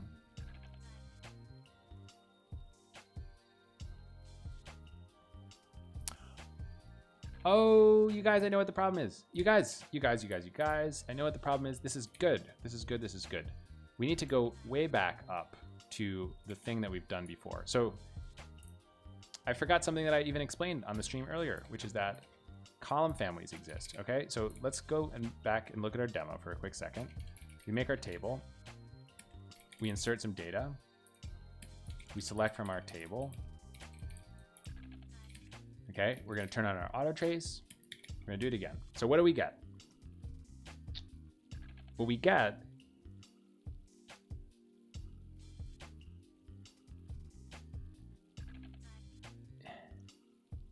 doesn't actually show it, but it should. The thing is that I mentioned this thing about column families, right? Which is every row in SQL has one key per column family. But in order to make that happen, you have to have an identifier for the column family, right? You wouldn't be able to have two keys with the same value in the key value store. That's not allowed. So you have to family ID in the key somewhere. And what we were doing before is, since we were doing a scan, of course we were going to omit the column family. But now that we're asking for just the precise key, it's got to be exactly right. If it's not exactly right, we're going to get nothing back.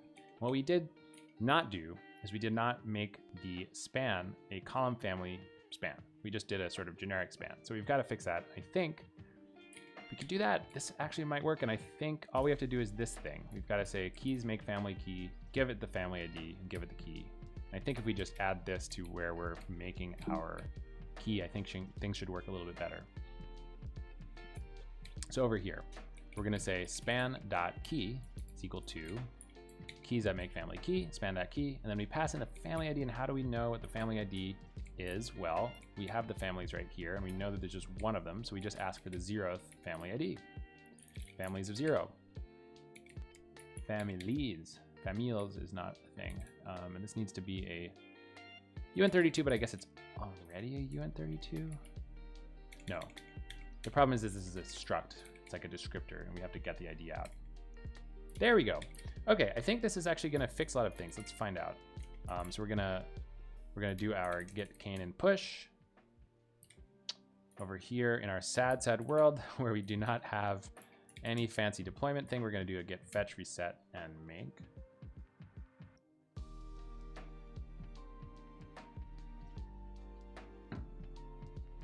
The font. What is the font in this thing? Font. Source Code Pro. Source Code Pro. Okay. We're gonna run. Still getting nothing in our response headers, which is seeming pretty bad. So maybe we didn't quite fix it yet. Still get nothing back. Okay, so let's do our trace again.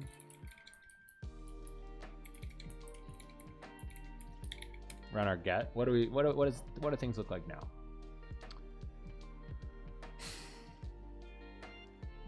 Things look exactly the same, which is feeling bad. Feeling like we didn't do something quite right. But it's looking right.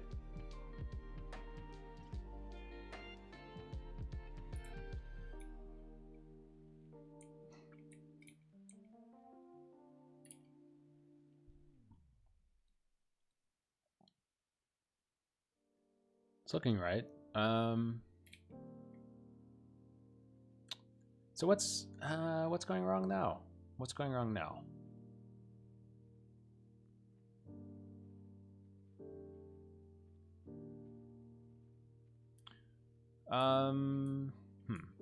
Okay, so here's another idea. We could print out the raw bytes for the thing that we're asking for. And then we could print out let's make sure that we actually have data in this table, right? We're doing our experiment, right? Turn off auto trace, select everything. Wait, what? Did we just not insert any data? Oh God. Everything is broken.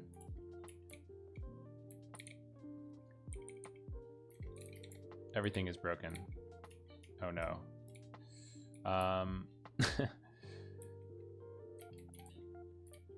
Okay, so set. Should we make a new table? Let's make a new table. Create table just to make doubly sure that we didn't like corrupt anything on insert. Create table F and primary key. Insert into F values 1. Select star from F. Okay, nothing comes up. Hooray, we have a super hyper broken SQL database, which is always the most fun thing. So we're gonna turn on our trace again and see what is going on. When we do this, what actually is happening? Get. What? Okay, well, this is deeply problematic. Deeply problematic.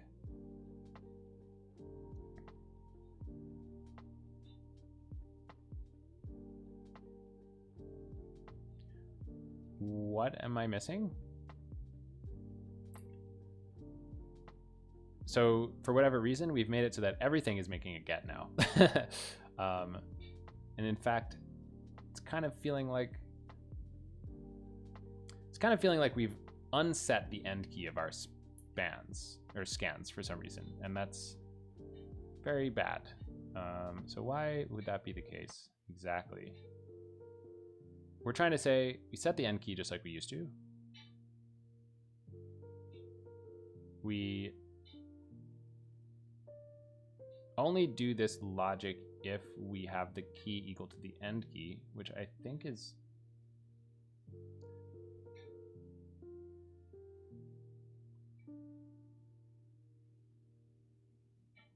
Now what am I missing exactly?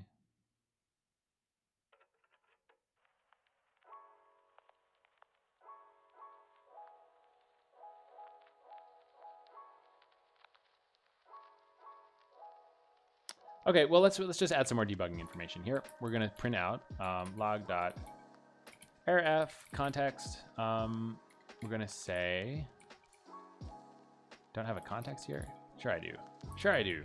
We've always got a context somewhere. We're gonna say pending. I guess we don't need to say that. We'll say let's see, span is equal to v. We'll print out the span before. We'll also print out whether we think that there's a single row lookup. And I guess we'll also print out the length of the column families or something. How about that? Is that gonna help us?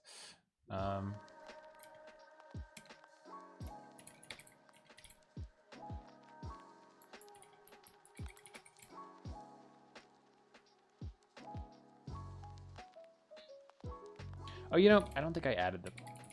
You guys, this whole thing about syncing my files between my remote machine and my local machine is really screwing me up because I think I did that last experiment without changing the code at all. So rip to me, but at least we have some more debugging information now to play with. Should be helpful in case. Got to do my fetch. Just so easy to miss one of these little steps. So easy to forget to pull or push when you're doing things like this. Okay, this is feeling better. We're compiling packages. We've made some changes and we're going to see them get reflected in our binary. It's good. It's really good stuff.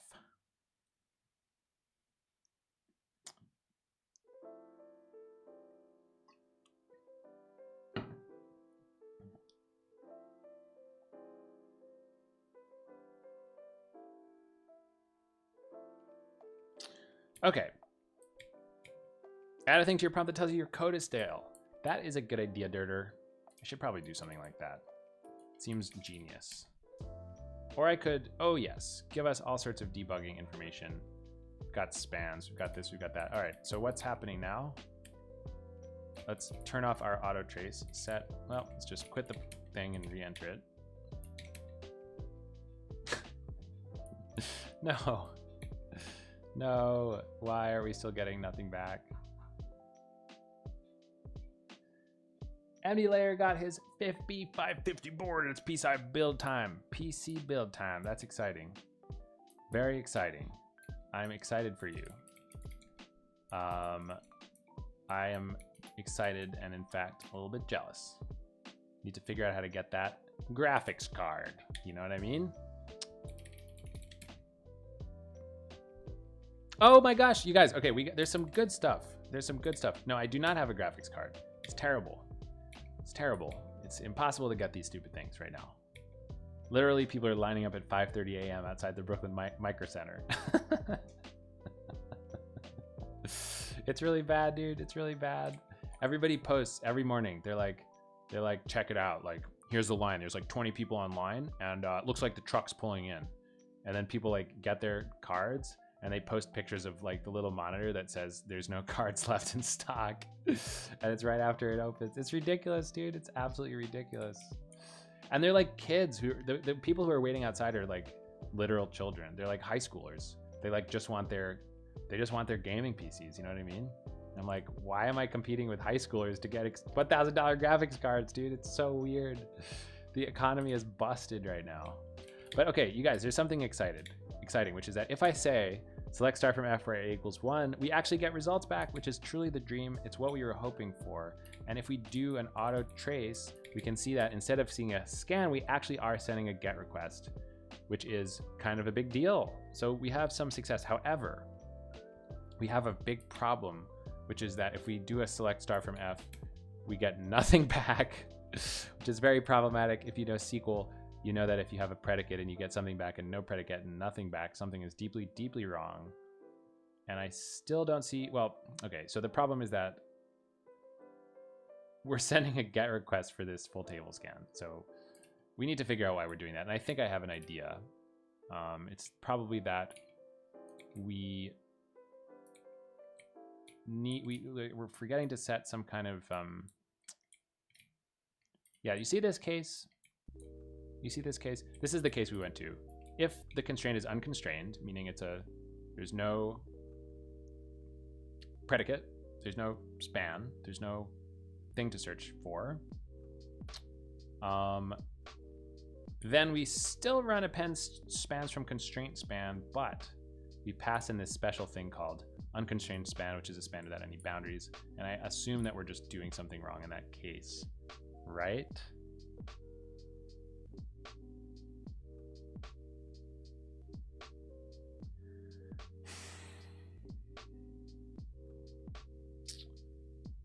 What's up? Totally Not Thomas.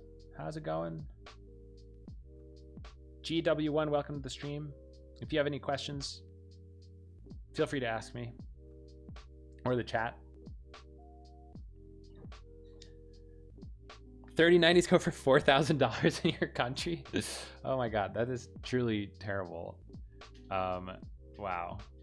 I think, okay, look, you guys, if you can last for like 3 more months, then I swear this whole market is going to absolutely crash when like the Ethereum difficulty goes up or something, or like something happens and all the miners are gonna like dump all their cars onto the market and they're just gonna be dirt cheap. That's my guess for what this is going to happen. I don't know if it's going to be a few months. It might be a little while longer than that, but 100% there will be a graphics cards glut on the market at some point in the pretty near future. A beautiful day when the miners get fucked. You got lucky and got your new video card in Micro Center. Nice. Portuguese captain. Congratulations on the cop, as they say. So what card did you get?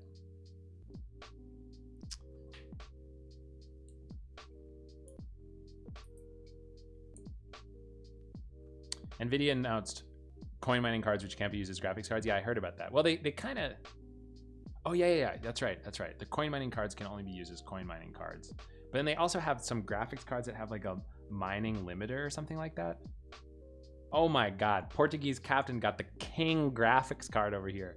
The Asus ROG Strix 3090 white OC. That's like the... Oh my God, dude. That thing can power like a jet engine worth of graphics. Can it? You can do like dual 4K gaming, VR, all ray tracing on, cyberpunk at full resolution. That is sick, my guy. I am happy for you. Very exciting stuff. 5950X and the 3090, dude. You're just going hardcore. We're all building PCs. Portuguese captain, I'm gonna do a PC building stream. I think you should do one too. It'll be so fun. We can both watch each other as we hopefully don't mangle all these expensive parts, right? It's gonna be good. I wanna do that. I'm thinking like not this Sunday, but next Sunday. I just have a feeling I'm gonna figure out how to get one of these graphics cards from the Brooklyn Micro Center. Gonna do it. I'm not gonna wait in the cold, but I'm gonna figure it out. And then next Sunday, girlfriend's out of town. We're gonna build a PC. That's the plan. That's the plan. That's the plan. 5950 4 months ago. Still waiting. Finding live coding this far, Tau Geshtu. It's great. I've been doing this for over a year, I think. I need to do like a year anniversary thing because I started last February. And it's great. It's part of my habit for sure. Once a week, pretty much. Sometimes I was doing twice a week, but I haven't been doing that too much lately. And yeah, it's a good thing. Tau Geshtu, I have a blog post about the live coding. If you want to read it, it's on my website. My website's in the description of the Twitch, and check it out. I have some words about it there. Blog post about the 1 year is overdue. Well, I've got a blog post. It's just kind of an old one. I've got like a 6-month one, but no 1 year one. The data bank's too big. I have to narrow down the search. How are you going to do that? By guessing. Mail Kum, thank you for the follow. Well, do I have a blog post about that, or do I just have a blog post about my setup? I don't know. I have like I need to write another blog post. You're absolutely right. Could you make a blog post about tea? That's an interesting. What sorts of parts? All right. We gonna do this? We gonna figure out how to move my camera so I can show you this like Christmas tree worth of parts that I have sitting right behind me, or is that just too much effort? I'm feeling like. Okay. Dun. Okay. Can we see this? Hold on. Let's check it out. This is my little Christmas tree area. We're talking about the fractal defined mini C. We're talking about the 5950X AMD Ryzen. We're talking about, can you guys see this? I don't know. I can barely see it on the screen. But there's my little Christmas tree. It's just missing its graphics card. We'll get it. We'll figure something out there.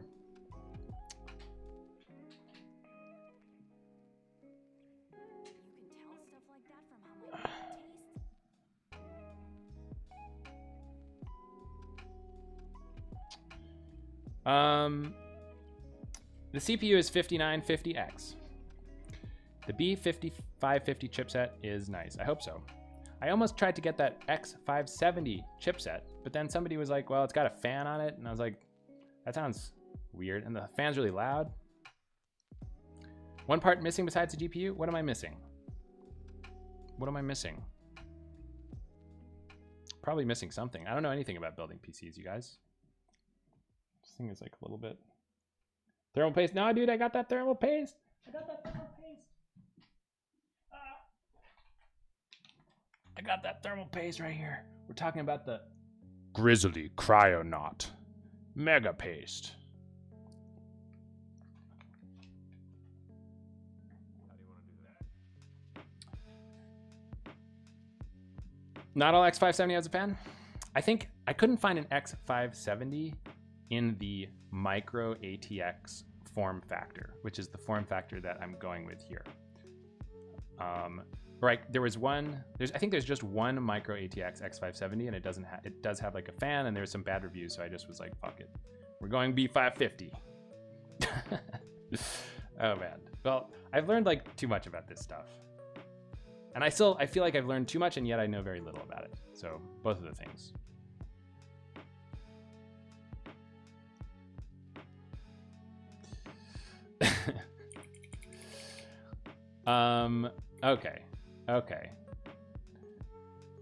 Okay. We're gonna have a good amount of fun doing this stream. I think I just have a feeling it's gonna be fun.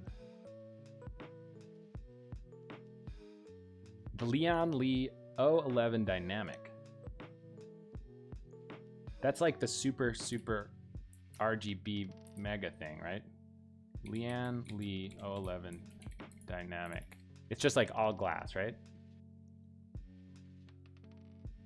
Yeah, it looks pretty nice. Looks pretty nice. So I'm guessing since you got that white graphics card, you're going for one of those like super. You're just going full white and pink. That's my guess for you, Portuguese captain. Full white and pink. You're gonna get one of those like little transparent screens to stick inside of the case. You're gonna like put all sorts of good stuff on that. That's my guess for you. But I don't know. I don't know.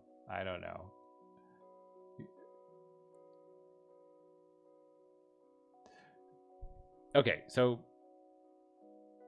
what's happening in this thing is that we have a span with no start key and end key. That's what we need to figure out.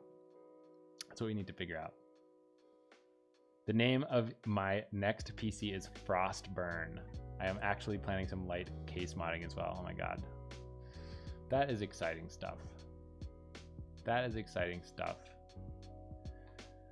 Okay, so let's figure this out here. The problem is that if we have an empty constraint span, what is going to happen? This is going to be empty. So the thing is just going to be nil.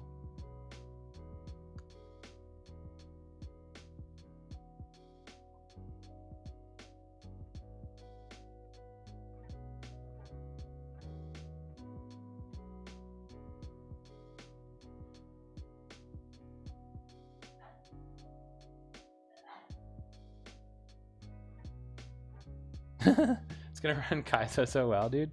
The main thing is that it's gonna be able to run this stream so well.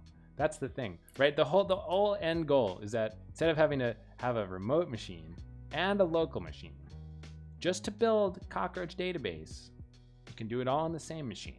It's gonna go so fast. We're gonna have so many streams. We're gonna be able to stream at 60 FPS. The stream is gonna get next level, you guys. It's gonna be good. I'm gonna be coming at you live at like 1 million p, you know?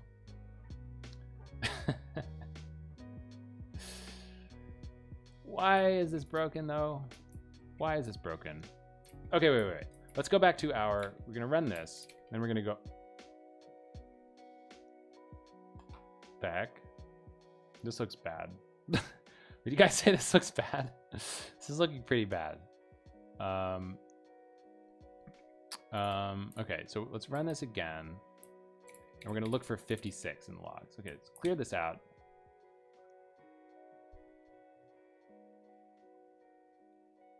Wait. We're gonna clear this out. Then we're gonna search for table 56. Okay. So it says table 56 from 1 to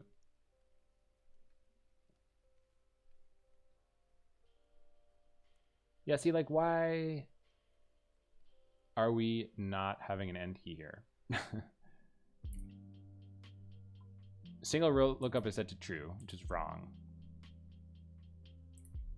So this is, something is very deeply wrong here.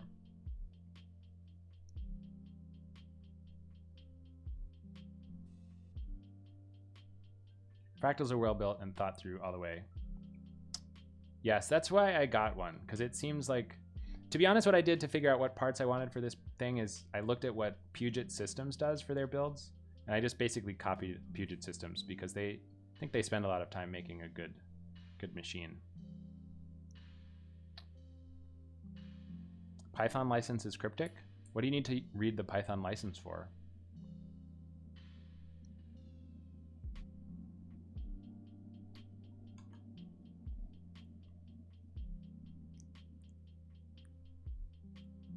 Why is this true? Span.key is equal to span.endkey. Why would this be true? I think it's because, I guess because they're both nil, right? And so when is,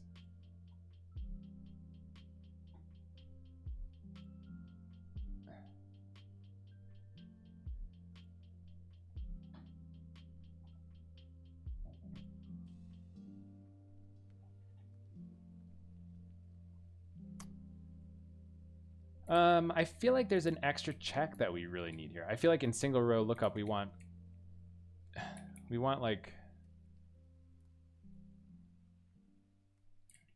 confused.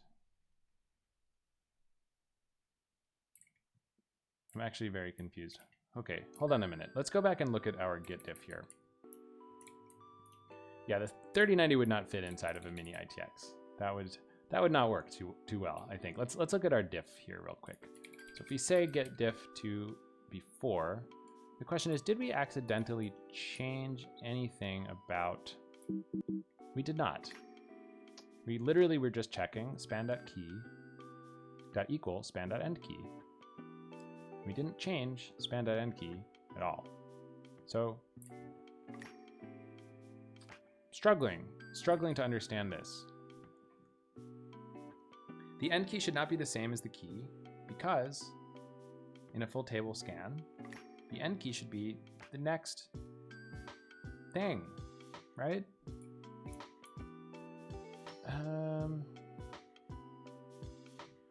It kind of feels like there's some secret logic inside of this can split span into separate families thing that I'm missing. Prefix len. So look at this huge number of checks here. It has to be not a system table. It has to be a unique index. It has to have more than one column family. It has to have, okay, there's something about, it either has to be a primary index or it's got to be something, something, something. Its prefix len has to be equal to the number of column IDs. Now this seems important because I'm missing this check. I don't understand it, but I'm missing it. This is saying the number of values in the key. If the count is 0, then this is an empty key. I think I need this check too, for sure, right? So let's pull it up. So it's more than just span.key. It's also it's also cs.startKey.length is equal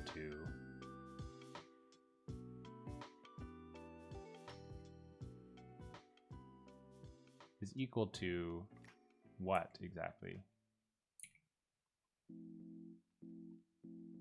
s.index.column_IDs.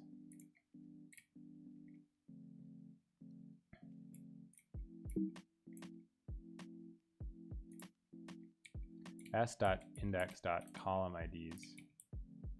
Column IDs. So the point of this is to say that we have to make sure that it's fully constrained, obviously. Okay, so we missed something very obvious. But this should fix it, I think. And then down here, we can actually get rid of this check because we're doing it higher up above.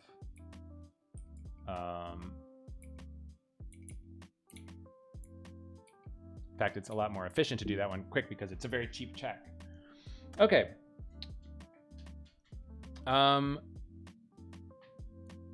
Okay, so it reminds you of Java. I mean, I would say that it's pretty different from Java. I wonder why this code is reminding you of Java. I wonder if it means that I'm writing bad Go code right now. Seems very possible. But let's actually annotate the thing that we just wrote. So basically, we have a single row lookup if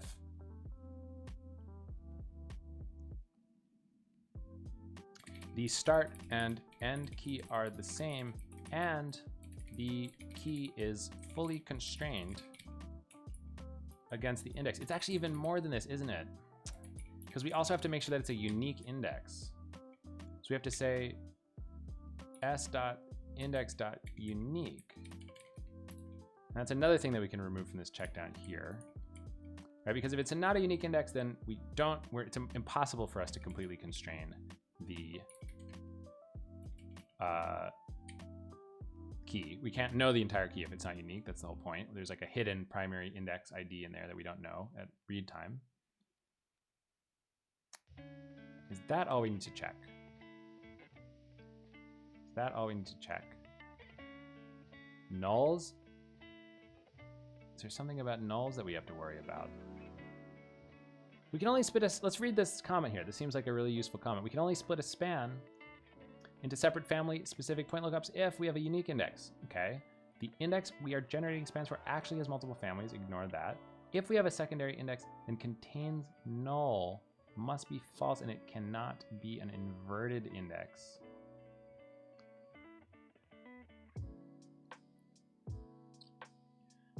You know what? I think that this is the same logic. I think that we should just be reusing all of this logic for the check that we're doing right now, and we should stop doing what we're doing and just reuse this logic because it feels exactly right. Well, really close to right.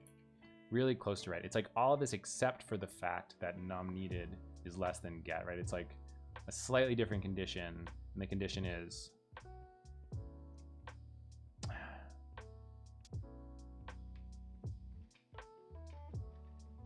condition is what exactly? It's a little subtle, dude. Chain functions look like Java. The is equal method.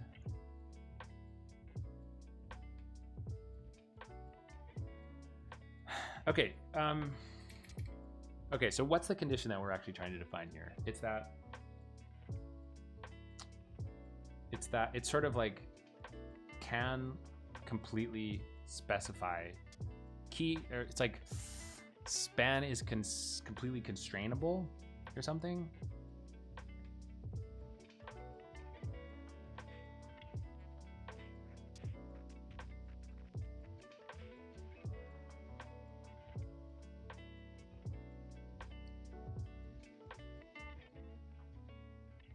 You know, I wonder if we could just reuse all of this. Okay, check this out.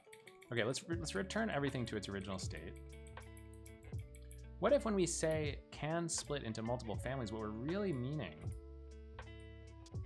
is it's really can split, can constrain, can convert span into gets is basically what it is, right? And so if this stuff is all true, then basically what we want to do is get rid of this last check where it says num needed families is less than, right? Ah, it's just so subtle. I don't know.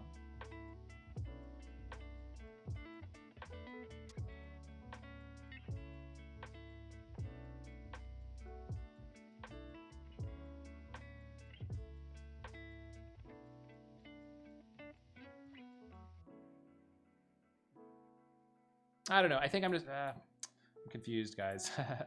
I'm confused. Let's just redo some of the checks up here, and we can come up. I just don't know. I just don't know.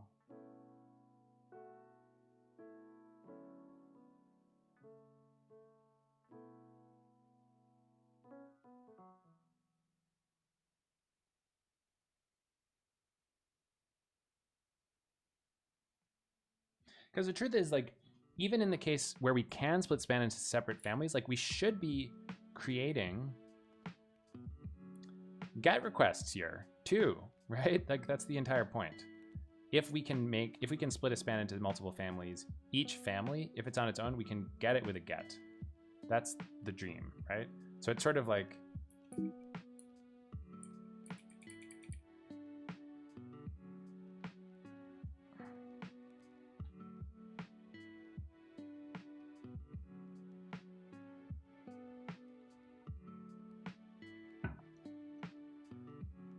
you know what we do? Okay, here's what we do. When we're splitting up these separate things, we get rid of this. We don't set the end key yet. And if we see, so we never set the end key unless the column family is adjacent to the previous one. Then what we do is we set the end key to famspan.key prefix end. So then what we end up is a bunch of spans, some of which have end keys and some of which don't. And if they have end keys, it's because they were adjacent to any. So here we're gonna say, don't set the end key yet because a column family on its own can be fetched using a GET request. I feel like we're so close to being able to unify these things. I really think that we could do it.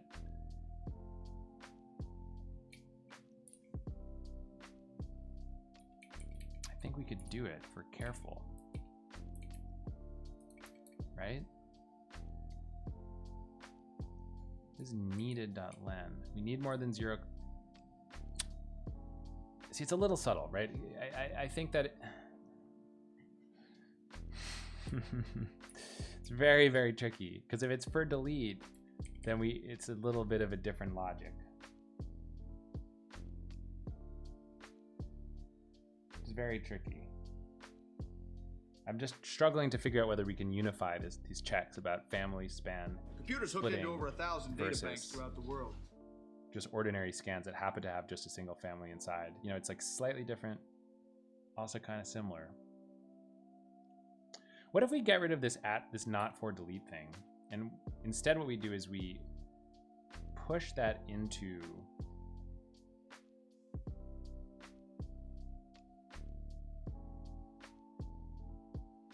we make it a little bit more of a subtle condition. Okay, so let's try this. Let's try this.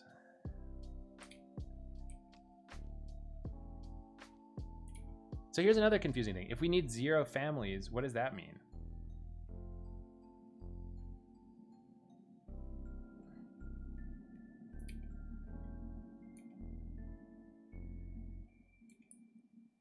Needed. We'll keep that. Okay, I don't know about this. This is kind of weird. Skip this. If it's a single row lookup, then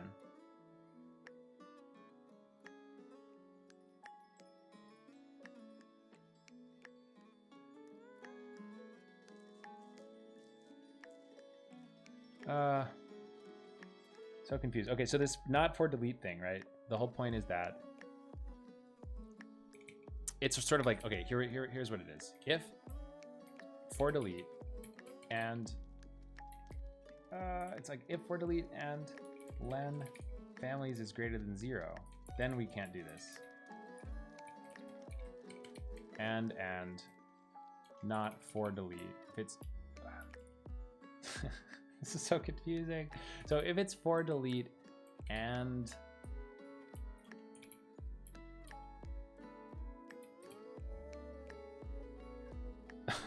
guys, oh my god, what is the condition? Okay.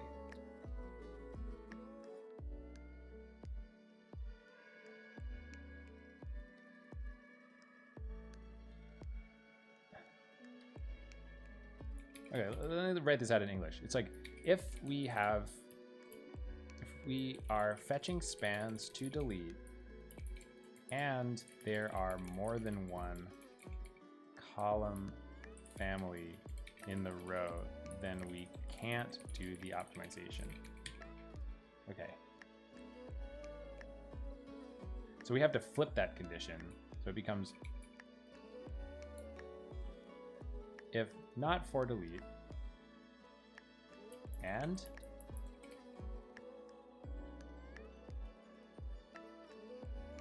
man, my Boolean logic skills are like, I just feel like brain dead right now.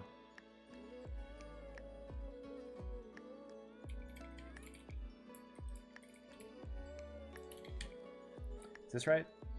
If it's not for delete, then we can go inside of it, correct? But this is actually an OR.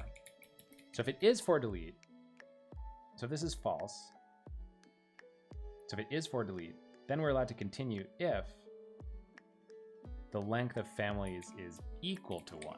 Okay, that's the code. That's the code. Very tricky. Okay, so now let's go down into here. This is gonna have to change. We can get rid of this condition. Sort of. Okay, so not quite. I think it's unclear to me if it's better to have... Actually, let's leave an issue on the comment here. Let's leave a comment on the issue. Issue we're talking about, by the way, you guys. If you want to follow along on this stuff, I should have pasted this earlier, but here's the issue we're messing with. I'm gonna add a comment here. Do you have an intuition about whether it would be better in the case of a scan over a row with 2 or 3 or 4 or n column families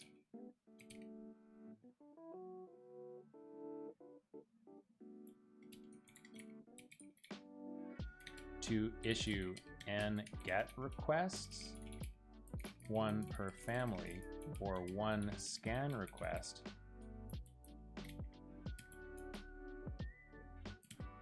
okay. I guess for now, let's just do always the 1 scan request because it seems a little bit simpler. So how are we going to encode that piece of logic? We're going to decide not to split if the num is equal to the number of families, or it's kind of like, yeah, it's like num needed families is less than the total number, or num or len. Let's make a thing. Okay, num families is equal to len s dot table dot get families. So it's either it's less than the number of families, num families, or num families is equal to 1. In the case of 1, we can go ahead and do it. We're all good to go. All right. So then, now, coming into the split span, we've already done it. So I think all we have to do now is get rid of this old code that we added. And then we can see if this is actually gonna work, which I don't really know, but let's find out. You know, we should be able to use some unit tests for this rather than having to recompile the whole time, right? Because I'm fairly sure there's unit tests for this stuff. Spans from constraint. Spans from constraint.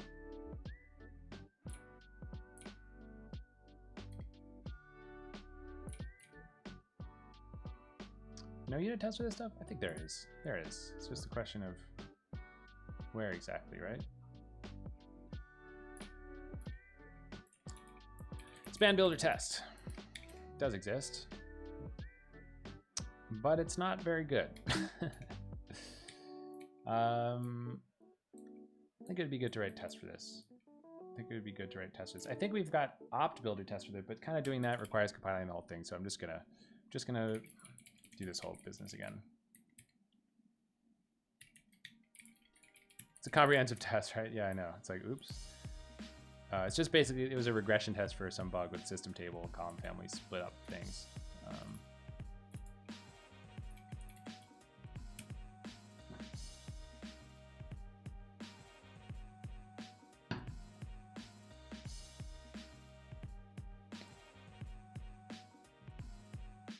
By the way, Monique Live, thank you for the follow a few minutes ago. Welcome to the channel. Hope you're having a lovely Friday.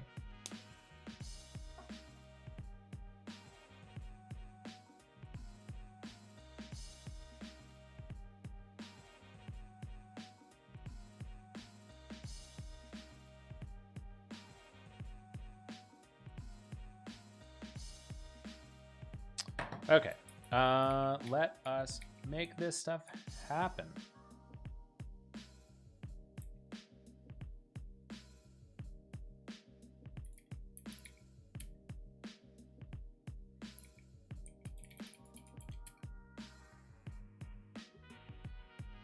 Just worked.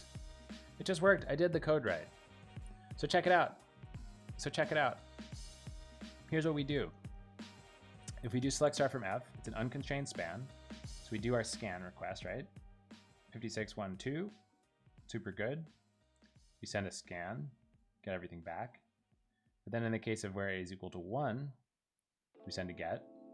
We still get our data back, dude. It's pretty sweet, pretty sweet.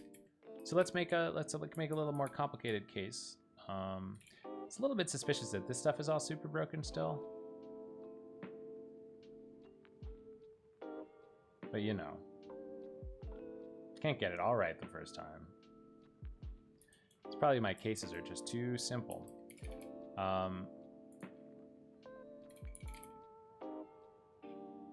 Like, it's suspicious that this doesn't start. Suspicious to say the least. Why don't we, let's just wipe our cockroach data. Why don't we? Cockroach data, make a new node.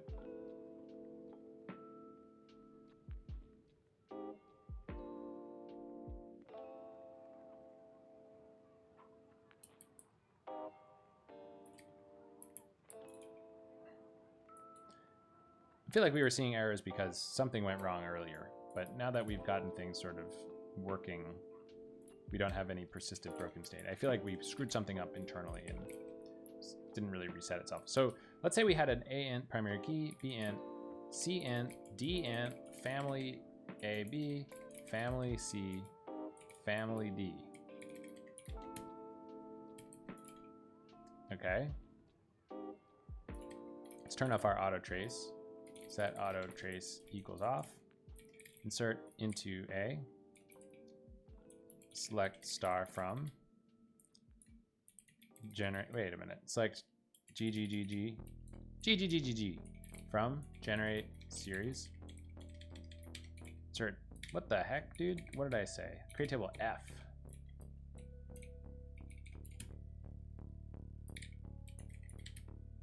All right. We've inserted our data.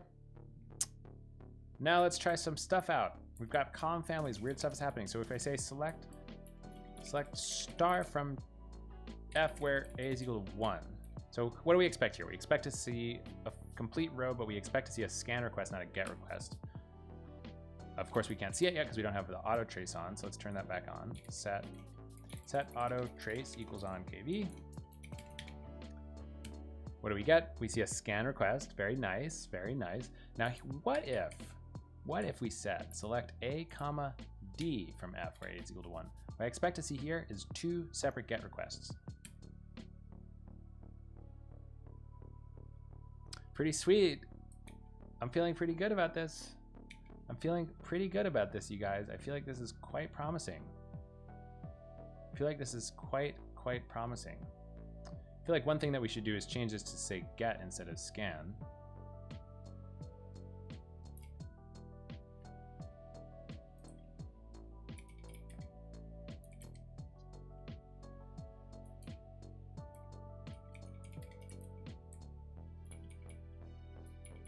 Where is that? That's in the...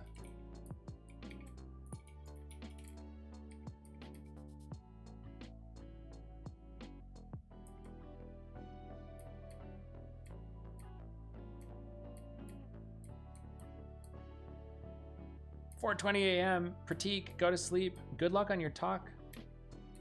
4:20. Don't 4:20 blaze it before your talk. But 4:20 good night."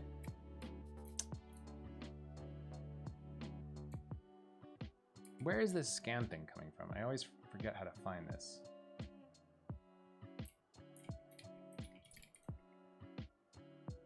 I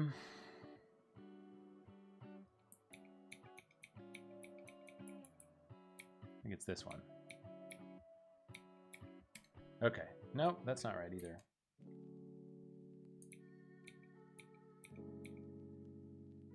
I think it's this one. Yeah, it's always nice to see you, Pratik. Thanks so much for stopping by. Really appreciate your chatting and hanging out. So here we go. If we have a GET request, well, I don't think we even need to really write a comment about this. It seems pretty obvious what we're going to do. We're just going to say,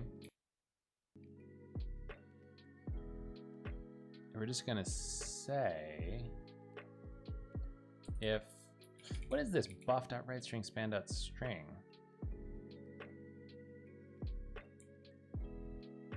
For each of the spans, oh, I see. Oh, it's a little bit confusing. It's sort of like we need to make sure, okay, so basically if we had a multi thing, yeah, you see it's confusing. If we could have part scan and part gets, it's gonna get super, super confusing. So let's make an example. Select a comma d from f where a is equal to 1 or a is equal to 5 or a is equal to 6. So in this case, what we're gonna get is 2 gets and 1 big scan. That's the hope. Whoops. What did I do wrong? I didn't put an A. Okay, so what we get here is exactly 2 gets, 1 big scan. This is cool, you guys. I have to say that it's quite cool. And I think that it's actually probably fair to just say scan here, because in the case of a true scan with a start key and an end key, you can see that there's a bracket that represents the start and the end key of the span that we're searching for. But if there's no bracket, then it represents a single key fetch, right? That's what this is about. So I feel like it's actually fair to not change this to be get. I think it's just kind of obvious, or obvious enough anyway.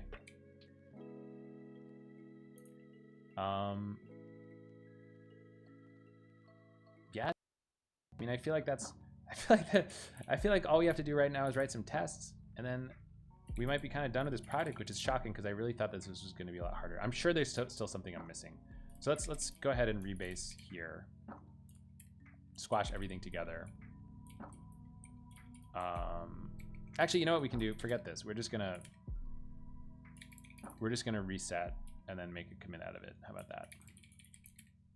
We can have everything in our Kick control enter next time in a search where it is hard to see which entry it might be.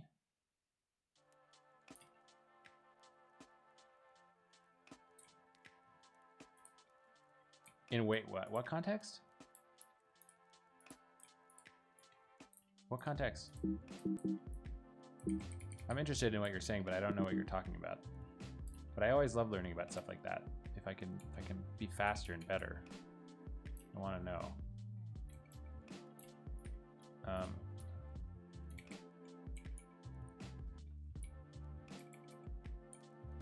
Get rid of this. Get rid of this.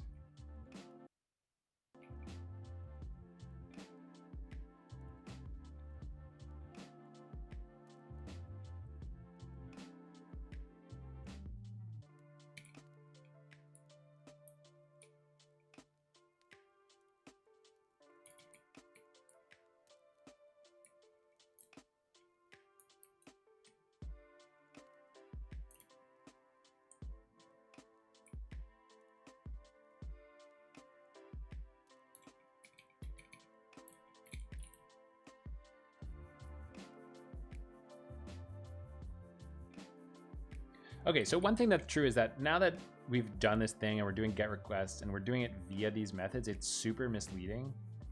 The names of these things are super misleading. Kind of.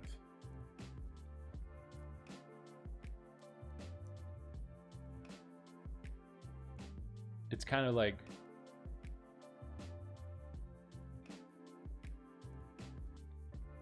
Oh, you're talking about this thing. I think that it's a different key shortcut for me. For me, it's like Option F7, which feels like terrible. I wish it was Control Enter. Option F7. It's like super. How am I supposed to remember Option F7? I don't know. I don't know.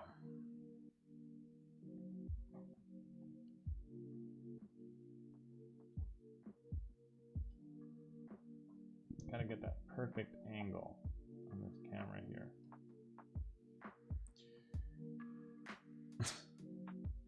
Okay.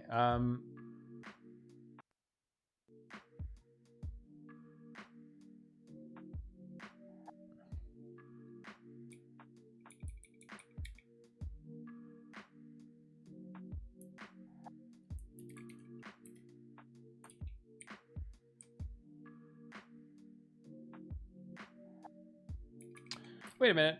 I'm confused. How is this working if the number of families is equal to 1 then?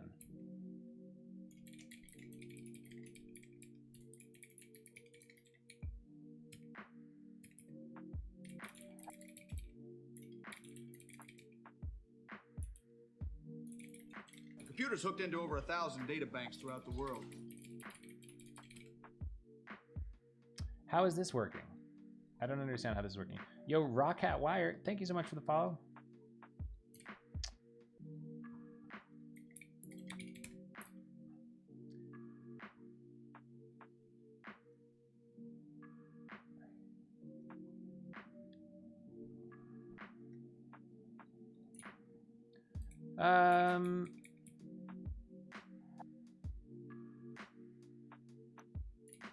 So wait a minute. How does this work then?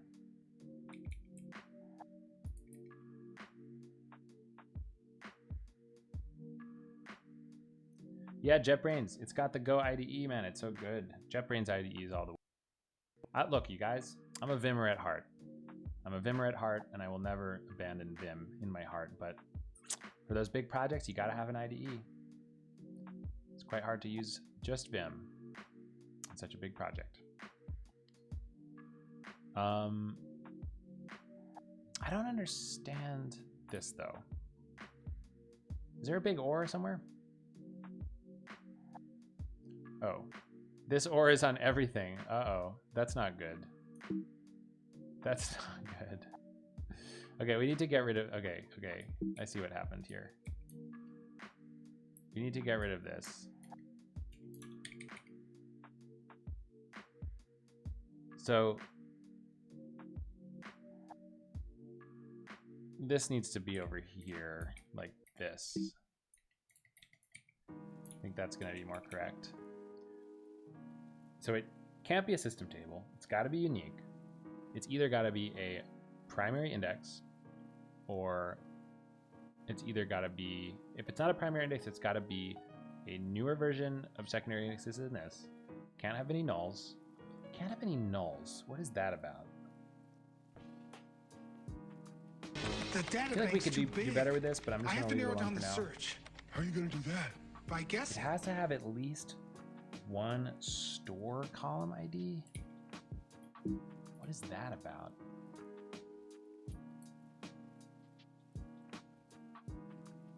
I don't know what this is about.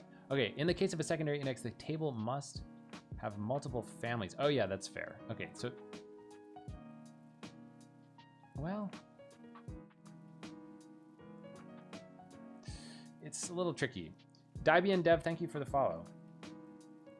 These giant ifs are so hard to read. I know. I don't know how to structure this code any better though. It's super specific, and I just don't know how to. Do it better. I guess we could just do a lot of checks individually. Should we just restructure this right now while we're thinking about this stuff? So it's like.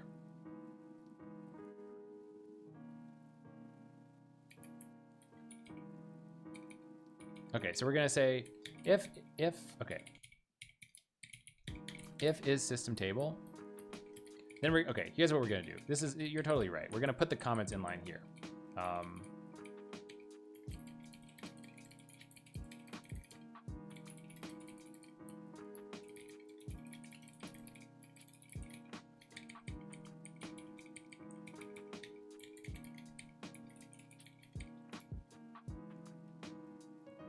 Okay, so if it's a system table, we have to quit early.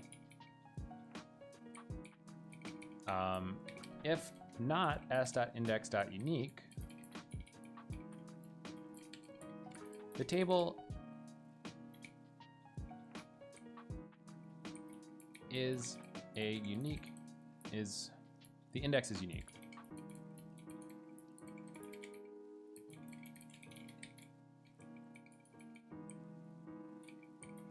Let's put the comments outside of the conditionals. I think it's a little bit better.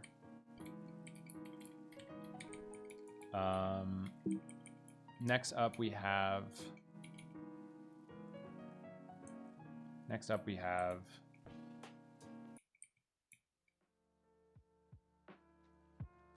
yeah, we have to do this one kind of weird, right? I guess we could put these other ones first. So we can say the index is fully constrained. If not, if prefix lan is not equal to lan.s.index.column IDs, then we're done. Get out of here. Do I really need a comment for the index is unique? Yeah, that's a good point. I guess the reason that I'm putting that comment is there is that I have this sort of like, I'm just sort of trying to preserve this block comment up here. But you're kind of right.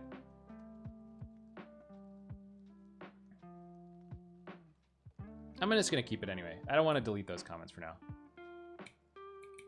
It doesn't match the expression, right? It's because the logic is sort of saying we can only split a span if the index is unique. So it's saying if it's not unique, then we leave, right? Same with this. The index is fully constrained. If it's not fully constrained, then we leave. Okay, so we can get rid of this one. And then we have to say the index. Now this is where it gets really tricky and confusing. It's like the index either has just one family. So we'll make a get request, or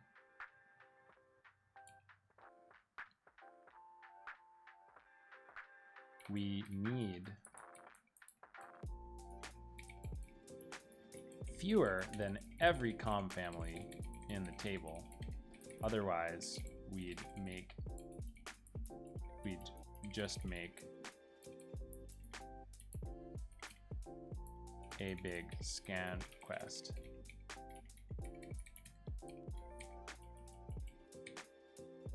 So here we're going to say if num families, if num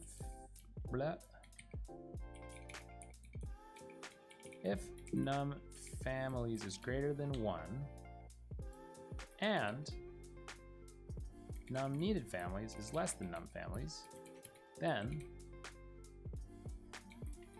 no. If it's more than 1 and they're equal, then we leave. Goodbye. Great. Then we just have this big fat one, which is really going to be a bit painful. So the final case is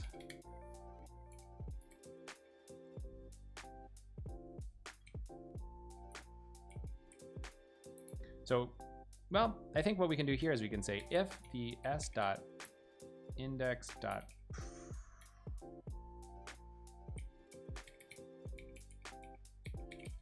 If this is true, then we have a primary index and we're good to go. We have the comment should come after the early exit then. I don't know.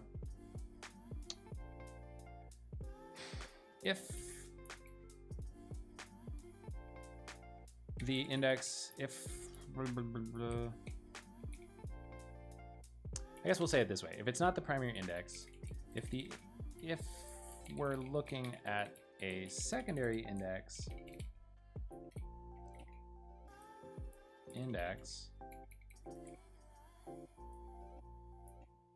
then we do these checks.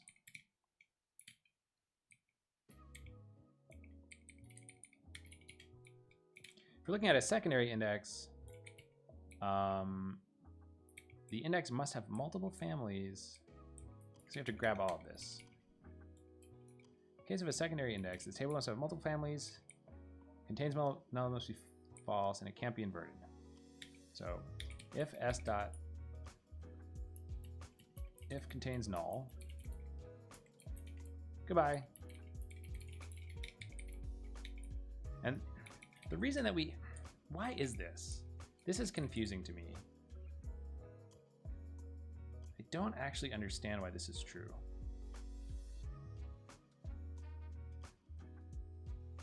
Oh yeah, no, I know what it is. Okay, so think that in the case of when an index contains null, we actually end up appending the remainder of the primary key columns to the index entry because null is encoded just in a single way. So if you have multiple entries in an index with the same null column, which is allowed since null represents an unknown value and not a unique unknown value, you have to uniqueify the key somehow. So we do that with appending the primary key index, and that's why the primary key columns that are missing already, and that's why we can't do this lookup kind of thing if we have any null. So this makes perfect sense.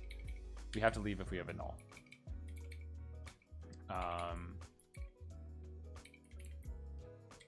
The index constraint must not contain null.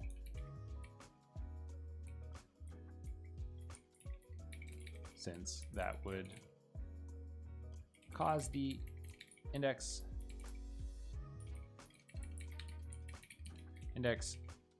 key to not be completely knowable, I guess. And then the next constraint is the index cannot be inverted. I don't really remember why this is the case, but I'll just take our word for it. It's s.index.type equal to deskpb.index descriptor forward. So if it's not equal to forward, then we leave goodbye.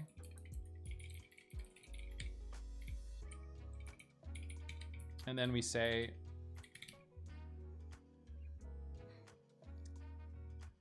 what is the other thing? See, this is something I don't understand. The index must have store column IDs. I don't know why this is true. Why is this true? We can only split a span into separate family specific point lookups if the index stores columns. Why? Why is this true? This feels like an unnecessary condition. So stored columns, that's about, it's kind of this thing where we put values into the value part of the KV that are, it's like a covering index.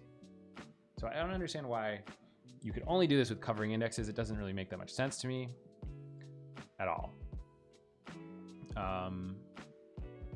But I'm not going to think about it too much because I don't want to change this logic right now. That would be problematic. So I'll say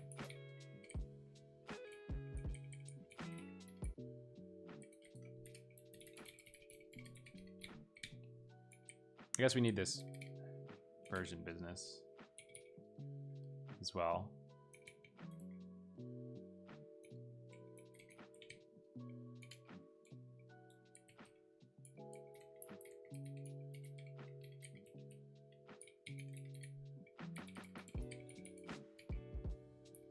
So we'll say if len s dot index dot store column IDs is equal to 0. We leave, goodbye. Then we also, the index is a new enough version. I don't know really about what this check is either.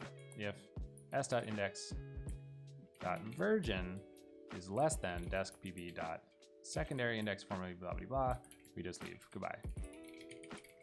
Okay, we did it. We get to leave this giant conditional hell, and we can say return true, yay. Okay, get rid of this. Right, we didn't miss anything, I don't think.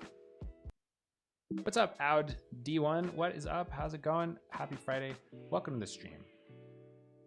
Okay, we've passed all the conditions and should be able to safely split this span into multiple column family specific spans.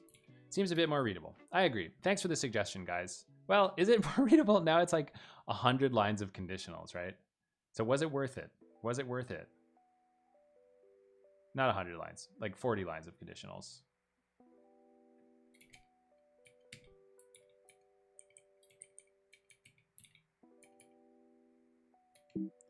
The comments are within each condition. That's true.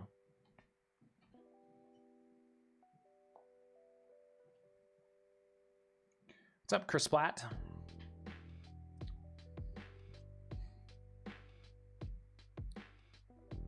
Okay, so back to what we were questioning. Back to what we were questioning. The question was here. If it's more than one family,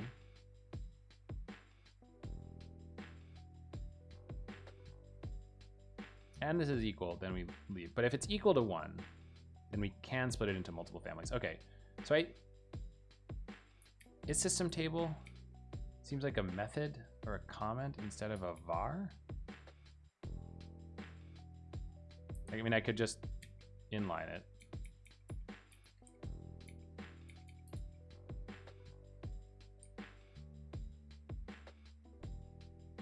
Yeah, I see what you mean, though.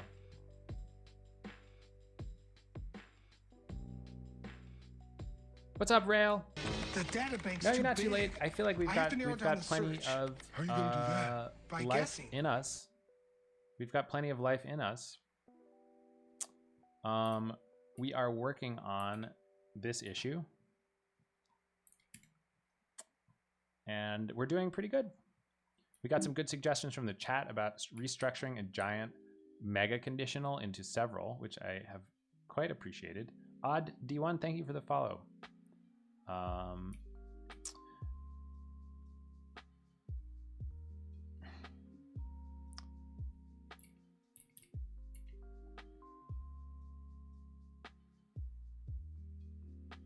So, right. Okay, so here's the thing I'm concerned about. I've made it so that this code path is going to get called more, I believe, because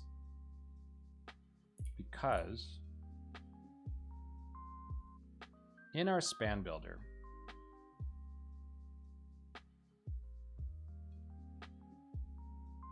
we've made this confusing also. We probably should fix this. But okay. The basic problem here is that this thing is inefficient is the issue. I think, right? We're gonna come back and restructure this later, but basically, right, we're checking this big conditional. If we pass the conditional, then the idea is that we take our span and we turn it into multiple spans, and some of the spans might become GET requests, which means that they will only have start keys. But I believe that before we avoided some allocations, and this is very performance sensitive code because it gets called on every single SQL query. So we have to be very careful, but I don't actually see any allocations in this case, right? Because we've got this append to. The idea is that normally we would just be adding our span to our append to at the end. But now what we do is we pass in our span here, we pass in our append to, we edit our span a little bit with something. This is just like capping it or something. And then in the case, let's imagine we have a single column family. So there's just one thing in this loop. We make our fam span. We edit the key, which is going to be required no matter what. So this could be expensive, but we have to eat it. And then in the common case, we just append it. So I don't think we're actually doing any worse here. I think this is actually fine. So that's great. Now, the thing that we have to be careful about now is this confusing conditional. Let's restructure this to be less bad. In fact, I guess we can't push all these conditionals into here because this is used by a couple of different places, which is too bad. But let's think again about what this is doing.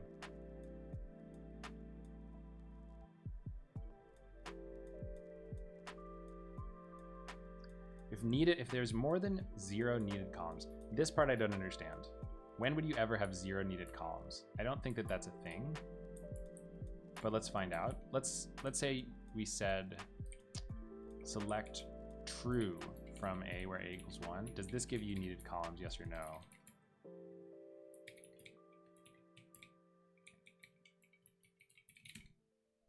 Does this give you needed columns, yes or no? It does give you needed columns. I don't think that there's ever a case where needed columns is equal to 0. It seems impossible to me. In fact, out of curiosity, when we say this, we get a get, which means that this is never 0. I don't know why this conditional is here. And it saddens and confuses me. But I'll just leave it alone. That's fine. So the confusing thing is this.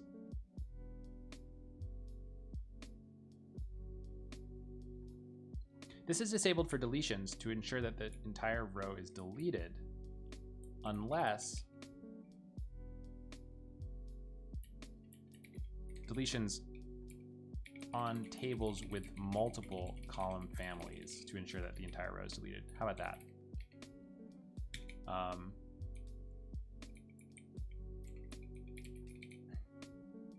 Only scan the relevant column families and use get requests instead of scan requests when doing the column family fetches. There we go. This is now looking a little bit better. This is disabled for deletions on tables with multiple column families to ensure that the entire row is deleted. Entire row, all of its column families is deleted. Okay, so let's get rid of this. And now this is starting to look a little bit reasonable. This is still gross, you guys. I don't know how to fix this a little bit better.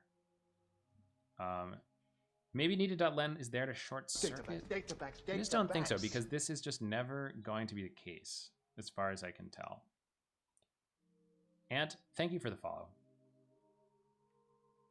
If you keep following and unfollowing, you will get to hear the quotes. I don't think that I think it's going to rate limit you at some point. But I could be wrong. Can find out. Okay. Okay.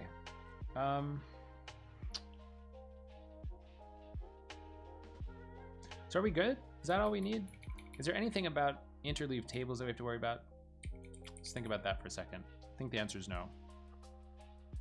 Hope the answer is no, but let's just move on from that situation. And let's look at our tests. There should be tests for this stuff somewhere. I just don't exactly remember where. So I think what I'll do is I'll run a bunch of tests and see what sort of breaks. Actually, let's again look at our diff here. Let's look at our diff. Oh, this is sketchy. I'm a little nervous about whatever is going on here. I didn't really fully investigate that.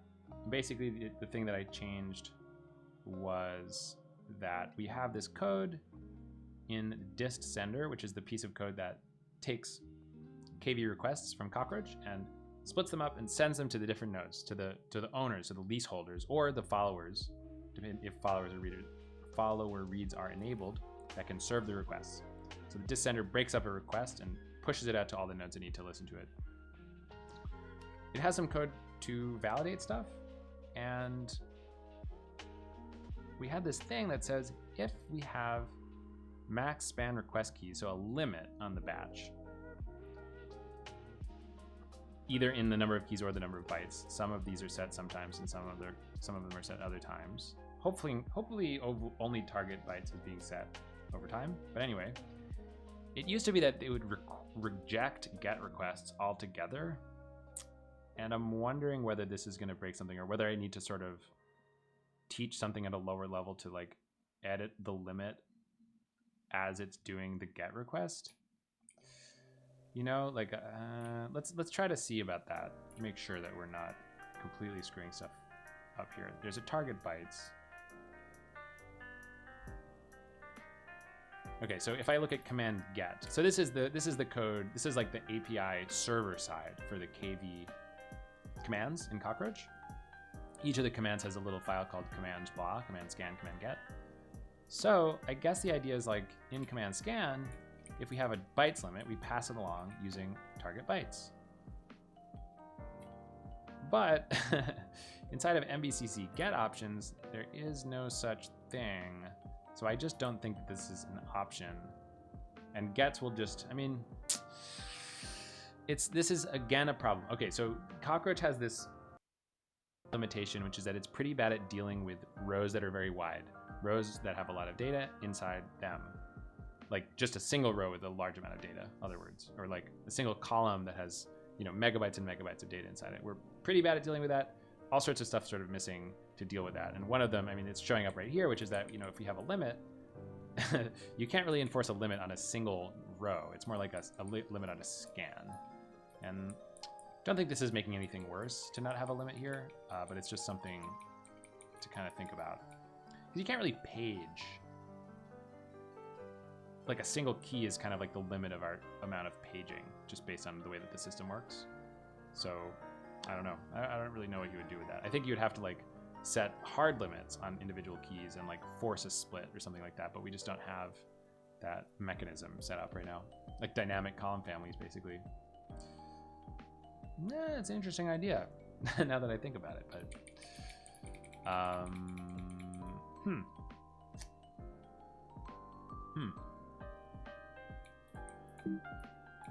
Anyway, I don't think that we have to do anything for this target byte stuff. I think we just ignore it, and it's like basically all good.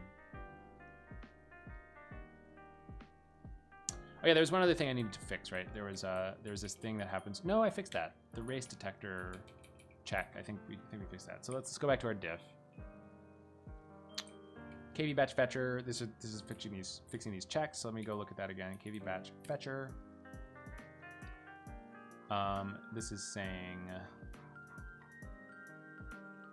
saying when we are making a fetcher with a bunch of spans,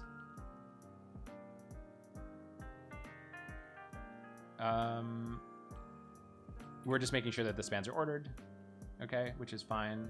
We just edited a little bit in case the span doesn't have an end key, which is this how we're sort of signaling get request. And there's some race detector stuff that only goes, but I think we did the right logic here, and it'll probably fail some tests if we did it wrong, so it should be fine.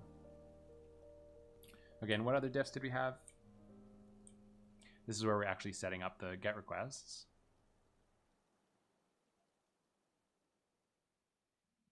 Let's change our comment. I think the comment was a little bit too cheerful. So here's what we're going to say in the comment. We're going to say a span without an end key indicates that the caller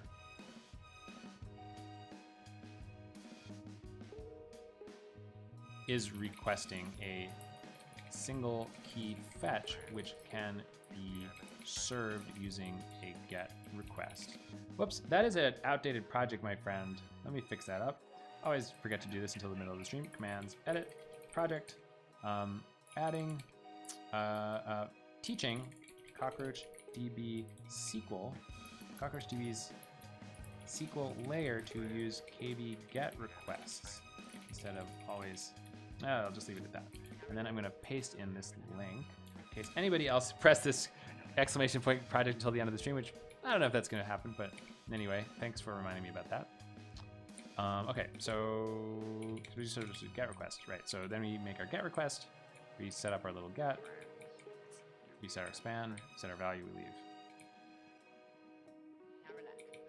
And let's fix the comment here as well. I think this is duplicated code, but it's just going to be fine because this is just a little bit too annoying to deduplicate.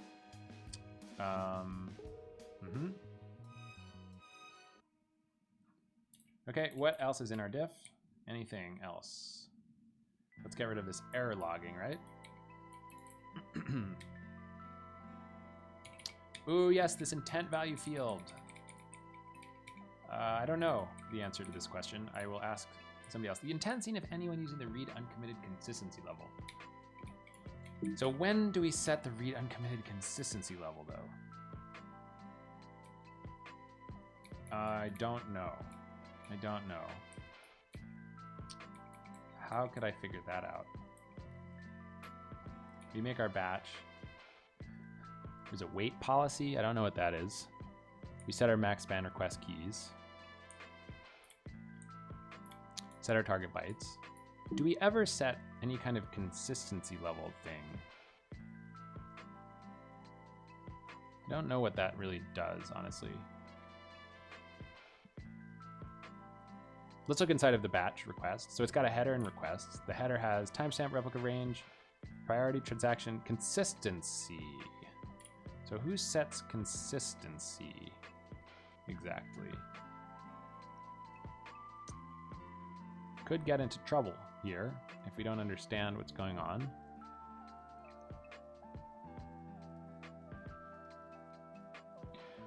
Based on where we're using this, it feels like we only use it for non-SQL things. So I think that we're fine. I'm just gonna ignore that this exists. In fact, perhaps what I should do is make an assertion that if we get something back, we are gonna throw an internal error. I think that would be a prudent thing, right, guys? So I'm gonna say, if t.intent value is not equal to nil, we're gonna return false, nil, nil, orig span, oops, orig span, assertion error, assertion failed f, unexpectedly returned,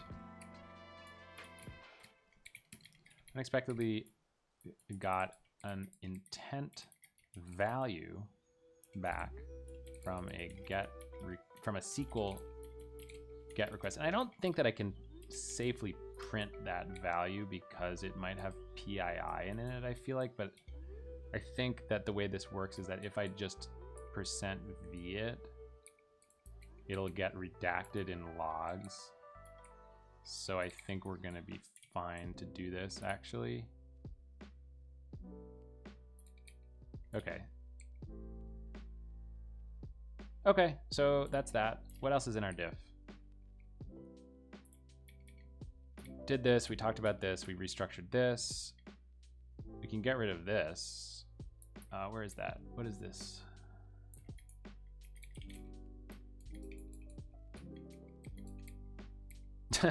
Ever since, so I've been watching a lot of these like chess streamers on Twitch, right? I don't know if you guys have been following that, but it's like all of these pro chess players who are playing on Twitch now, more and more every day. Like Hikaru, you know, like mega grandmaster, streams on Twitch like 8 hours a day, right? It's like super cool. I noticed that I started to pick up something, which is when they're talking about chess, or like more like when they're teaching beginners chess, they'll always talk about the idea of a position, or the idea of a line, or the idea of an opening. And I really like that. So I started to like accidentally put all of that into comments. And I'm like, the idea of this is, like, I was like giving a talk to explain some details about some stuff to a customer. And I was like, the idea of this is that, the idea of this is that. And I don't think that I said that before. So I kind of like changed my lexicon a little bit by accident there. I think it's fine, but it's kind of funny to me. So it's kind of a simple patch. It's like just a few files changed. We need to make tests for this, of course. But it's amazingly simple. So we're gonna say SQL issue GET requests when fetching single keys from SQL. How about that? Release note, none. Oh, here's another thing. We're not gonna be able to commit this now because we've gotta wait until our branches got, oh, you wanna know that git status alias? If you go to my config on GitHub, you can see that in the ZSHRC or something, but it's just an alias for git status. Issue GET request when fetching from SQL when possible. How about that? Okay, so previously, SQL unconditionally. Oh, the numbers. Oh, for that you want get number.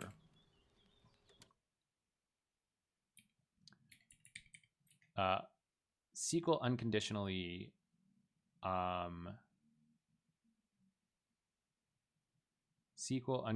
emitted scan requests for every read that it produced, even if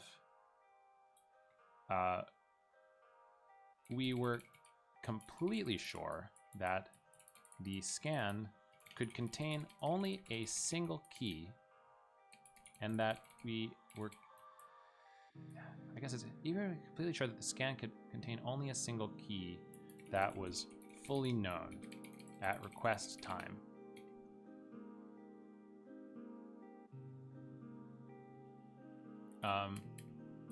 This was...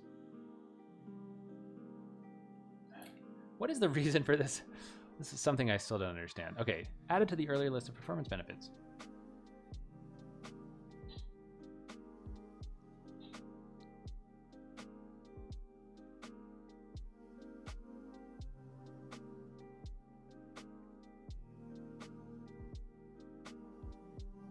I'm just gonna copy this list. How about this? This was less efficient than necessary because scan requests cause the KV layer to do more work than get requests. Okay, so here are the reasons why get requests are more efficient.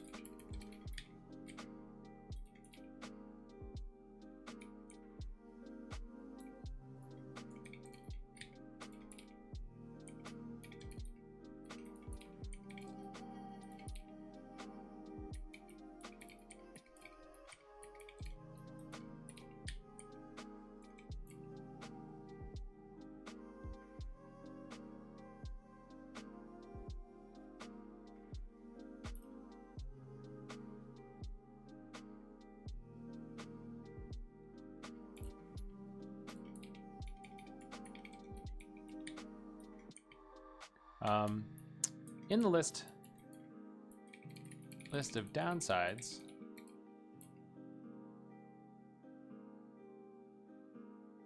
what's the difference between scan and get API that makes scan not able to just do the same optimization as get? So the reason, Dirter, is that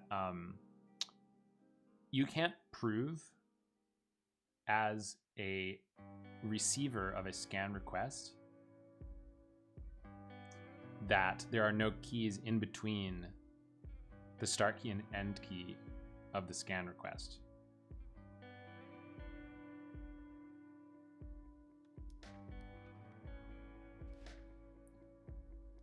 So I think that you can't really do it. I think that, like, theoretically you could say, okay, if I get a scan request and my scan request only has a start key, then like it should be the same thing. It's just like in the API, it just so happens that, yeah, you have to send a get to get that behavior. You can't do a scan with just a start key. It's just, I don't know. They could have collapsed those two methods into a single method, but they didn't. Yeah, get is pre-specified keys, exactly.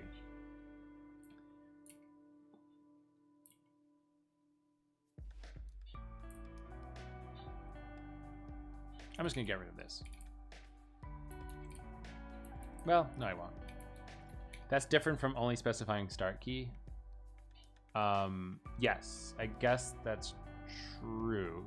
The point is that in get, you have to have the full key. It's not just like start a scan and give me the first thing that you get back or something.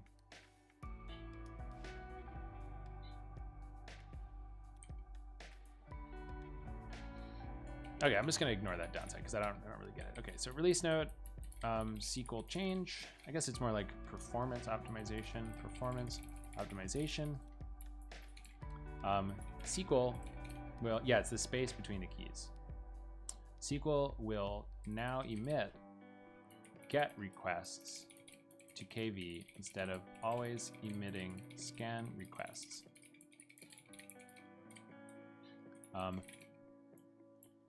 This manifests as a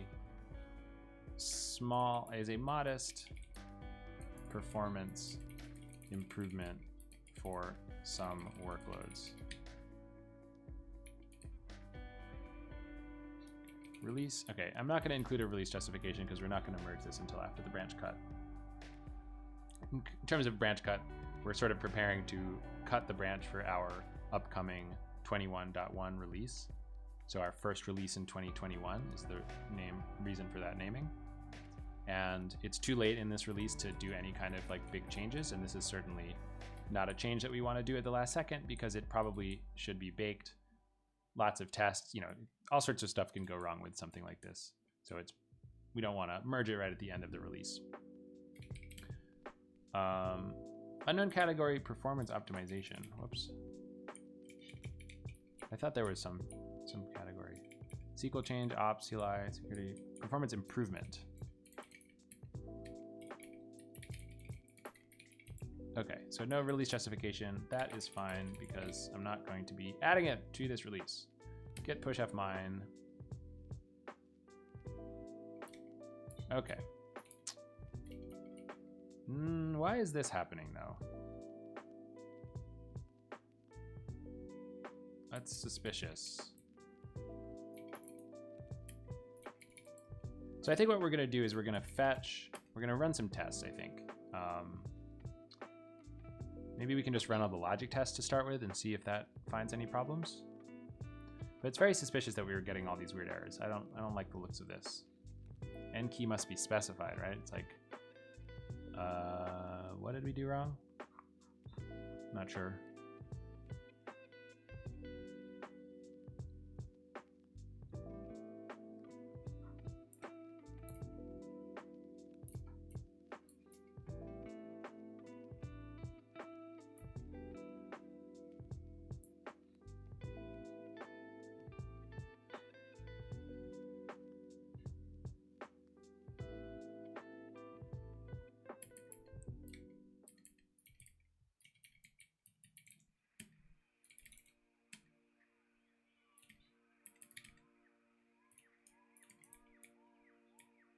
Wonder what the deal is with that weird error.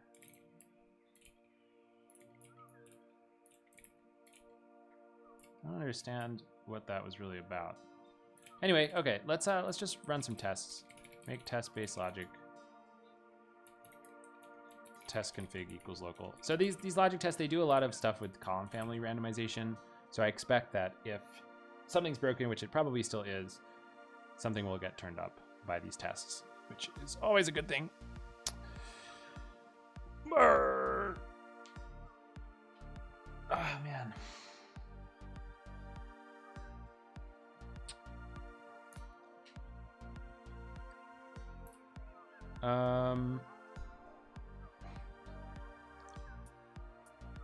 So what do we do now?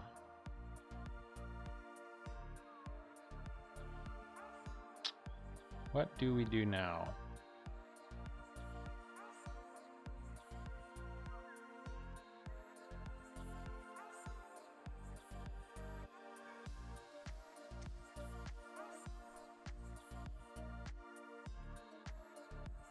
Oh, we find some test failures. How about that?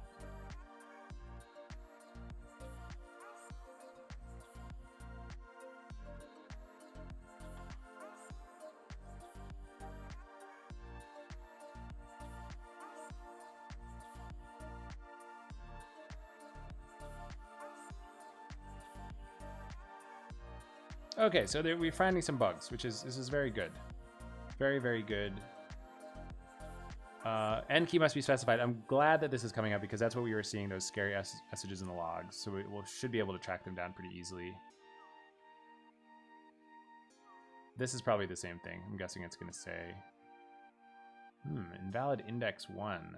That is suspicious.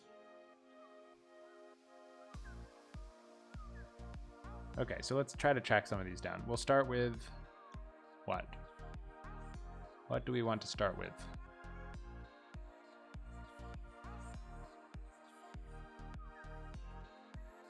Let's start with the FK test.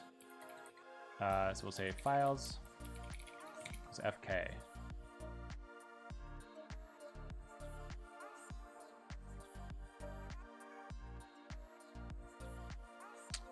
So it fails during a delete. Okay, not surprising. The delete does have some special logic. So how come end key must be specified in delete?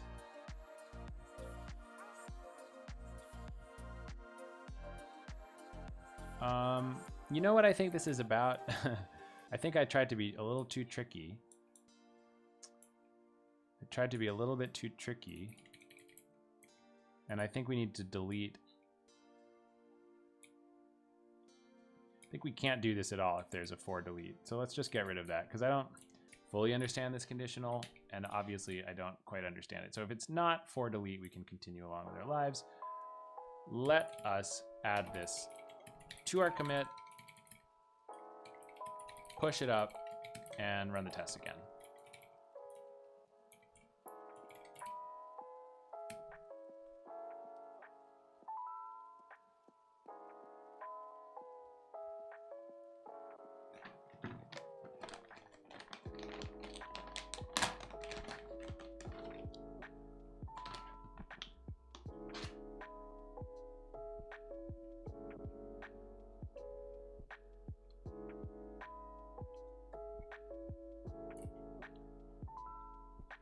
Oh, oops, I was just compiling it instead of running the test.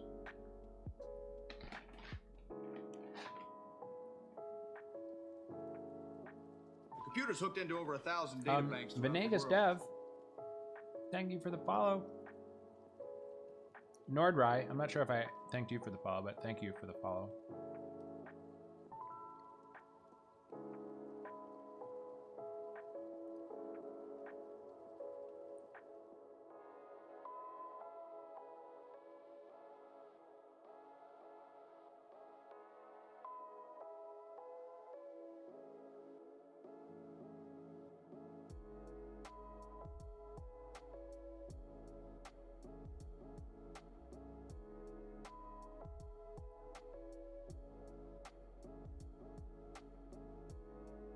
Nice. Okay, so we fixed the problems with the foreign key test. That is a good thing. So what am I doing? Venegas, I'm working on a project that you can read about here. I think if the bot responds. What, did I break the bot? Did I break the bot? What do you mean? What do you mean? The bot went to sleep. I guess, I don't know what happened with this bot. Anyway, I'm working on this project here. Basically, the project is to change the way that CockroachDB's SQL layer requests data from its KV layer in certain cases, instead of using a scan request, which asks for a range of keys from a start key to an end key. Instead of doing that, when it can, it's going to use a GET request, which is asking for a specific key that's fully known, start to finish. Oh, the bot woke up. It was just a little bit asleep. Okay, so our foreign key test now works, which is sweet. And let's try to find another one that was broken now. Another one that was broken was vectorize local. Don't know what that one's about. Let's try it out. Vectorize local. Okay, so this is broken because of some tracing stuff. That's going to be fun.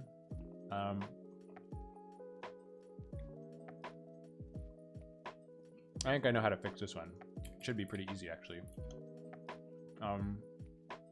Because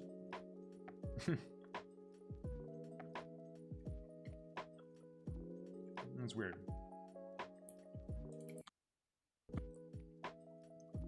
So I think what we want to do here is, let's see, we're going to say vim package SQL logic test data logic test vectorize local. And the problem here is that we've hard-coded the answers. So this isn't really going to work every time, because if this changes, then this is also going to change. So let's just get rid of this for now and just look at all the messages and see what we get.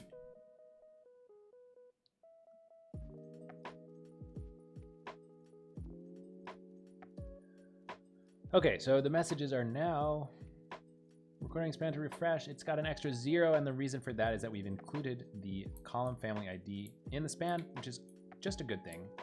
So I think what we're gonna do is, this is so annoying, man. I think what we can do, why don't we change this a little bit? We're gonna say where message like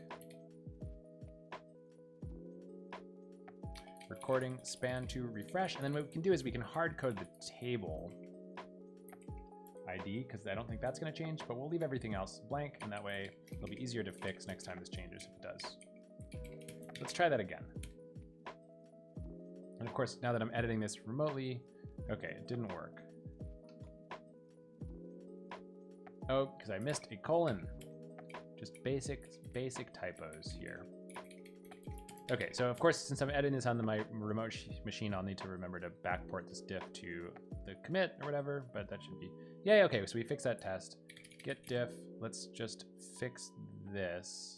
We'll just copy this into our local copy here. This is kind of a silly way to do things, but you know, that is fine. Vectorize local, refresh, recording, what? What? What am I missing?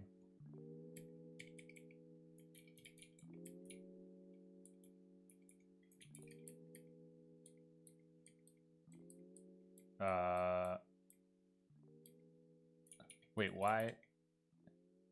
Line 154? Oh, querying next range. What am I? Oh, I just changed it to be something completely different. Oops. This needs to say querying next range at. Okay, let's put it like this and see what we get. Didn't do it right. You guys, I didn't do it right at all. Try again.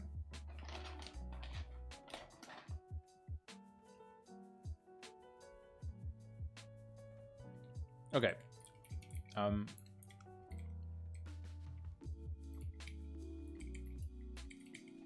So it's just the same thing, but oops.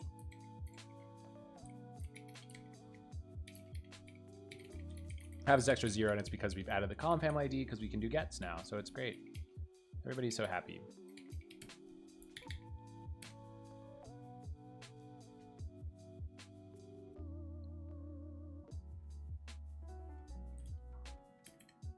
All right, nice. We did it. Fix this up here.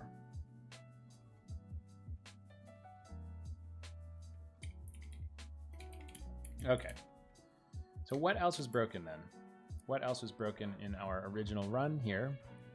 Anything else? So far, all these problems have been very easy to fix. What were the other failing tests from before? Okay, so we upsert, unique and upsert. Okay, we'll do that one next, unique. Let me just collect them all in my head before I continue. So vectorize local we just did. Unique we're about to do. Cascade, I think this is going to be fixed because we fixed FK1, but we'll check that. So FK and unique, FK unique alter type. I think that's it. So let's start with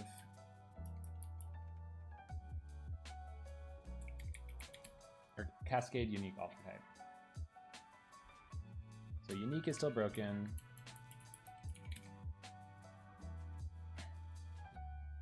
Unique is broken in a scary looking way.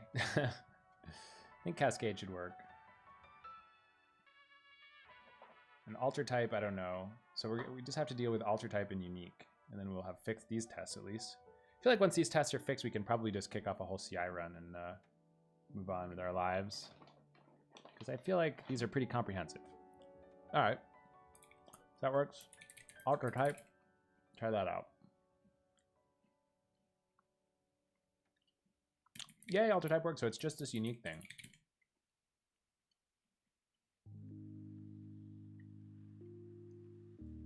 Okay, so what the heck is this about? Expected. What the heck? Okay.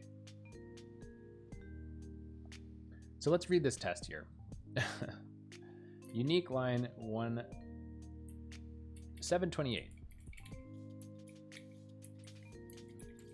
So this is saying upsert into a table in which the unique constraints are the suffix of an index.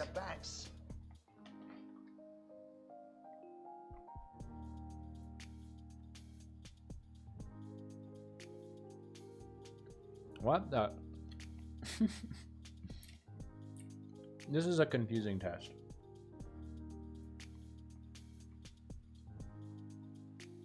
So it's a unique index that has an enum prefix. So enums are these user-defined types with names.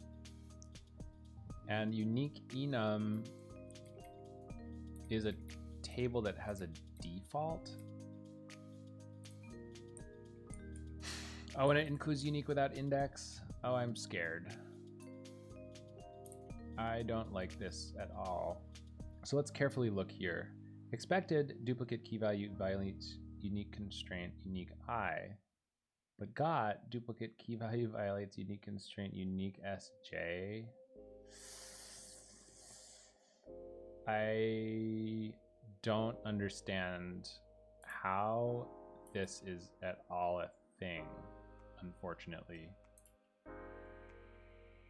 I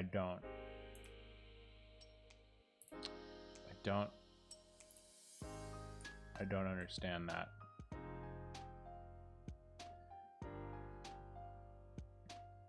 It's probably one. Okay, so unique without index is a really cool thing, you guys. It's kind of a new feature. It's for our new and improved multi-region capabilities that we're going to be launching in our next release. Unique without index is a way of having a unique index that is partitioned. So if you have a big multi-region cluster, you don't want to have a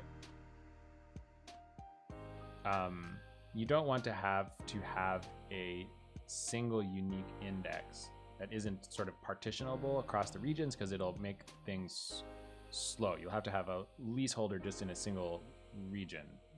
Things will get kind of messy.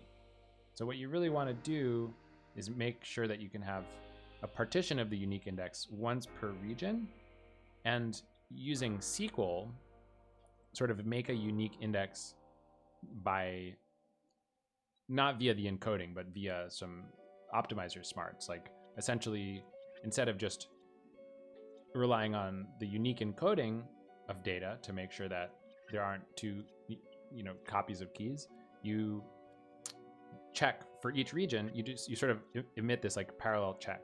Like for each region, check whether that key exists. And you do that in parallel, and it's pretty efficient. And so you can have a unique index without really having an index with a region prefix. That's kind of the idea.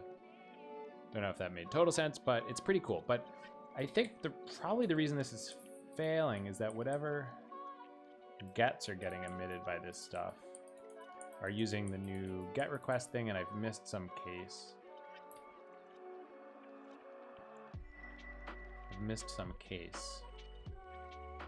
So here's what we'll do. We'll recreate this scenario, I guess, in a demo and see if we can figure out what the heck is going on. Type region does not exist.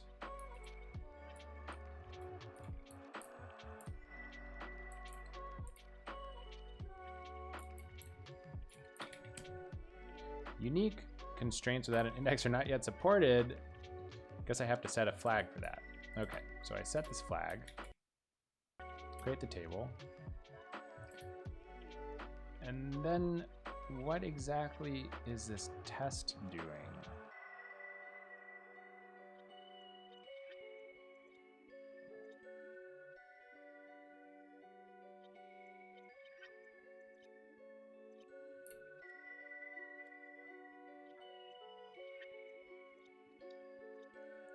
It was line 728. Wow, that's really far down in this file. Wait, was it line 7? Oh my gosh. It truly was. Upstart into unique enum?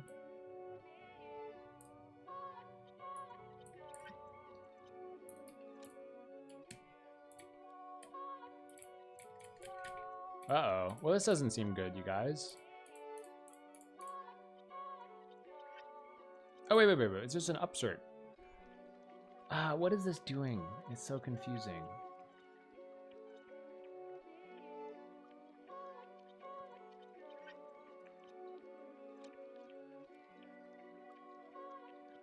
Dude, I don't understand this. Okay, let's start with this. Wait, start with this. Okay, wait. Let's just start all over. I got into a weird state. So we're gonna set our thing. We're gonna create our table. We're gonna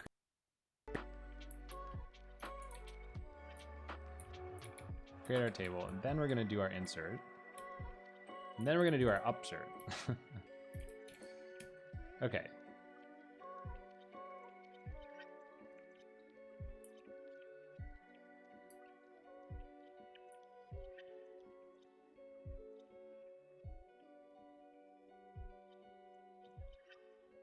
I don't understand. Okay, hold on.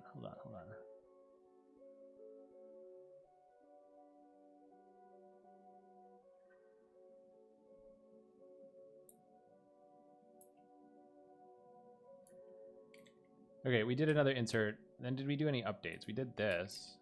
Do we need to like run this maybe?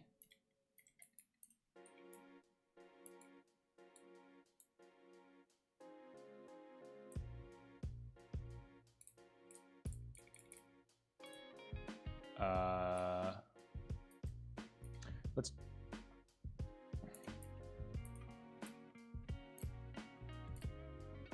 Okay, so this is the same. EUS bar 22, US West, foo11.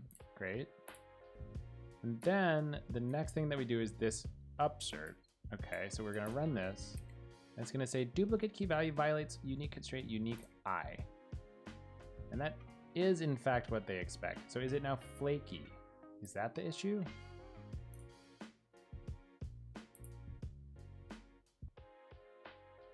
Let's run this test one more time, because the sequence maybe is super important. I don't understand why it would be. So we're gonna create our type. We're gonna create our table. First, we're gonna set our special set flag. We create our table. We're gonna insert into our table. We're gonna update our table. Then we're gonna upsert.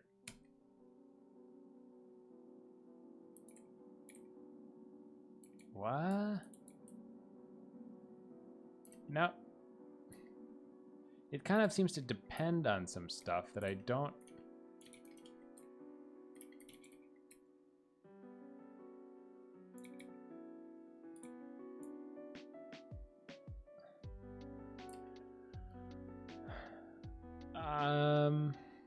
Okay, I am confused. Let's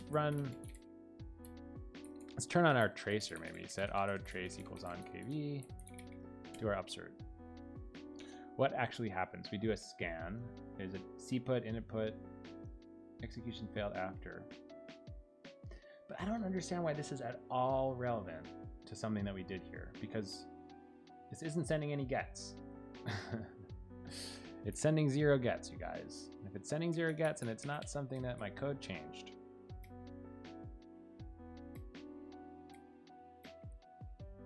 So I'm wondering what could possibly be going on here.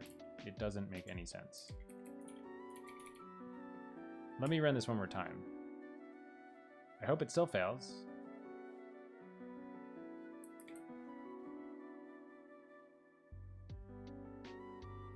Oxygen, thanks for the follow, by the way.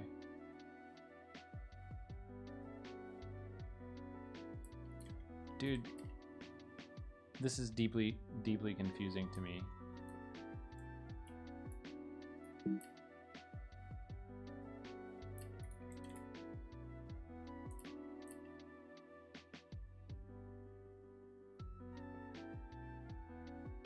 Upsert into a table in which the unique constraints are the suffix of an index and the prefix of the index is an enum.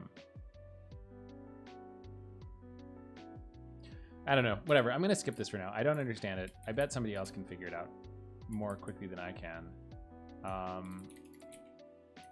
So I'm just gonna skip it.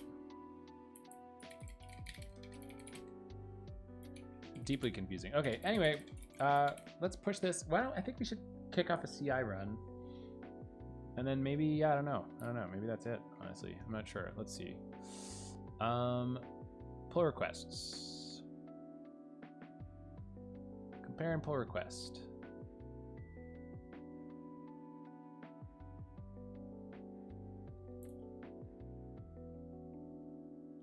I'm gonna mark this do not merge because we're not ready to merge it. And also even if we were, it's still kind of this pre-branch cut stability period. Closes this thing. Okay, so who are we going to request?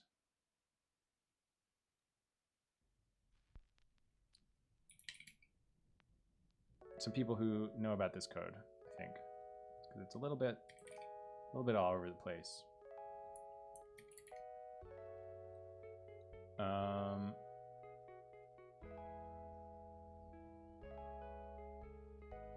Draft PR, something that we never use, but I'm going to use it now. I think a draft PR still kicks off CI, which is really what we want here.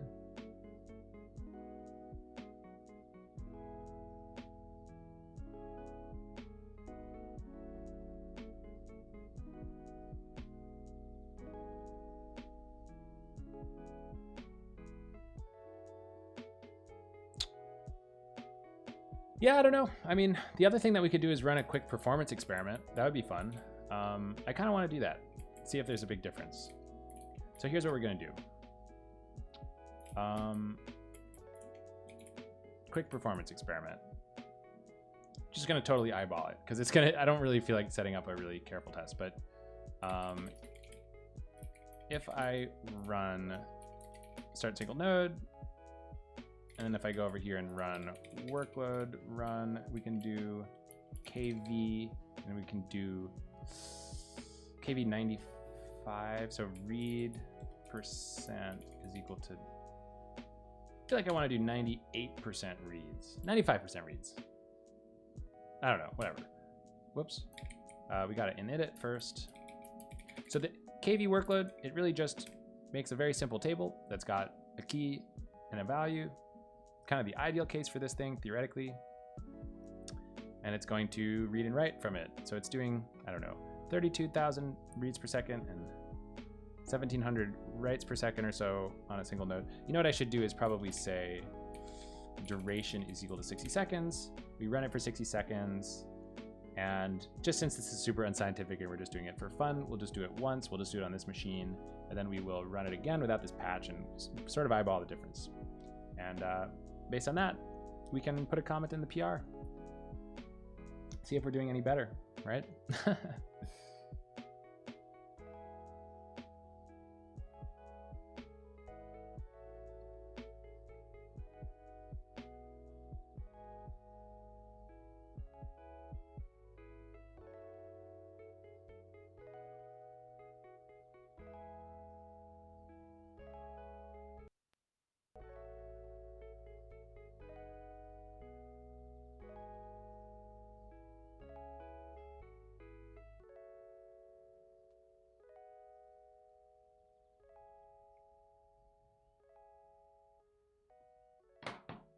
Okay, so 60 seconds. Here is our summary. We're going to copy and paste this. And we're going to paste it into a thing. And I think we can use, I don't remember if we can use bench stat on this. I don't think we can. I'm just going to copy and paste it into here. So after the patch on a GCU worker,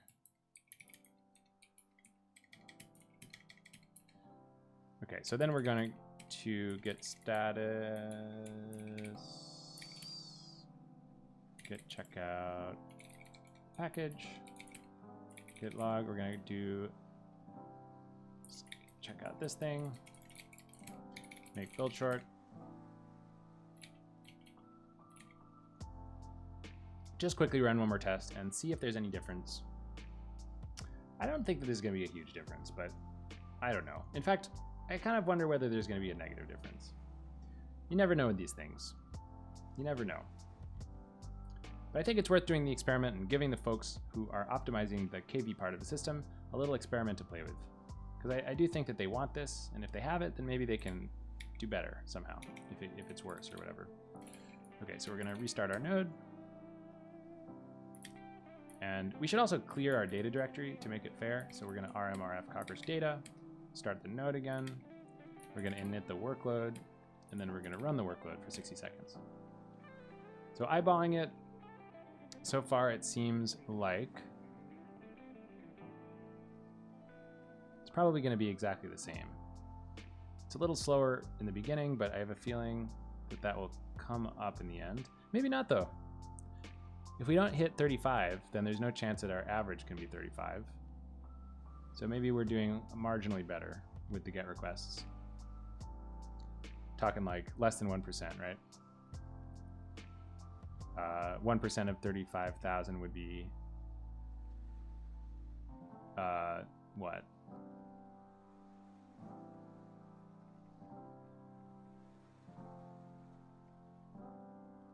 The 1% of 10% of 35,000 would be 3,500. So 1% of it would be 350, and it's doing about, I don't know, a few thousand percent better or something, or a few thousand ops per second better. 2,000 ops per second. I mean, that's pretty significant, right? It's like 8% better, maybe. That's actually pretty good. Before the patch.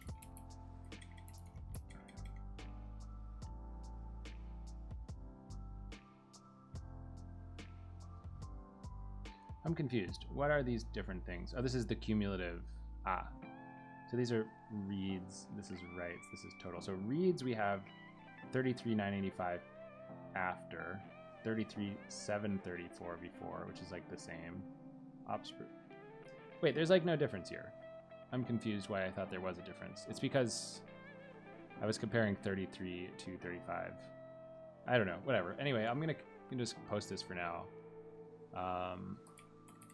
So far, this looks to make almost no difference, but I haven't spent time doing a careful benchmark, and I don't know the best worst cases to test against. I ran KV95 on a single GCE worker node for 60 seconds on empty data directories before and after the patch.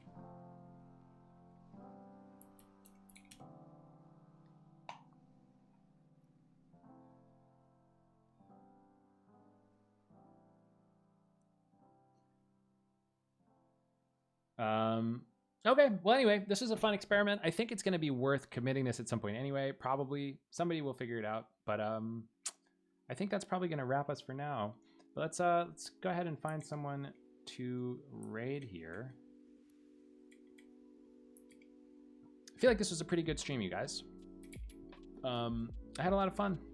I feel like that was pretty productive. I feel like I was a little nervous coming into the stream. Didn't think I really had much to work on. Didn't know quite what I was going to do. And then I found this thing right at the end, and I figured I'd just go for it. And in the end, it wasn't actually so bad. Didn't get completely stuck, which is sort of the fear. So we did good, you guys. We did good. Everybody, thank you so much for tuning in. It was very nice to spend my Friday evening with you. I hope you enjoyed. I will see you probably next Friday. I think that's going to be my next stream, probably. And I think, hopefully, if I can find a graphics card between now and next Sunday, so like 10 days from now, I'm going to do a PC building stream next Sunday. So fingers crossed, God willing, can figure out how to get one of those things without paying disgusting scalper prices, but we'll just have to see about that.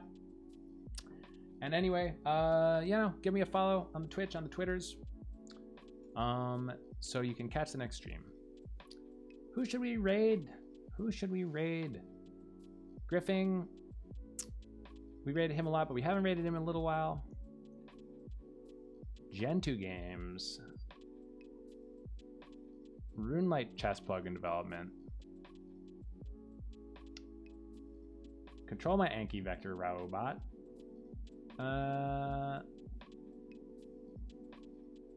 Terminal Go Bubble Tea app for Twitch. I've always wanted to look at this bubble tea business.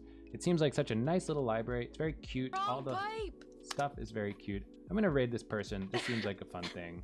Where is X? So you guys, please,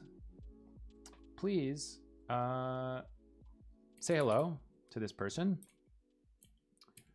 And you know, send them like a little bit of a you know, if you got the emotes, if you got these emotes, you can give them one of these. If you don't have the emotes, you can give them like one of these kinds of things, you know, some Twitch raid emotes or whatever. Send them some of that, you know, make it exciting. Let's make a raid happen, all right? All right, guys. Have a great weekend. I'll see you guys next time. Bye-bye.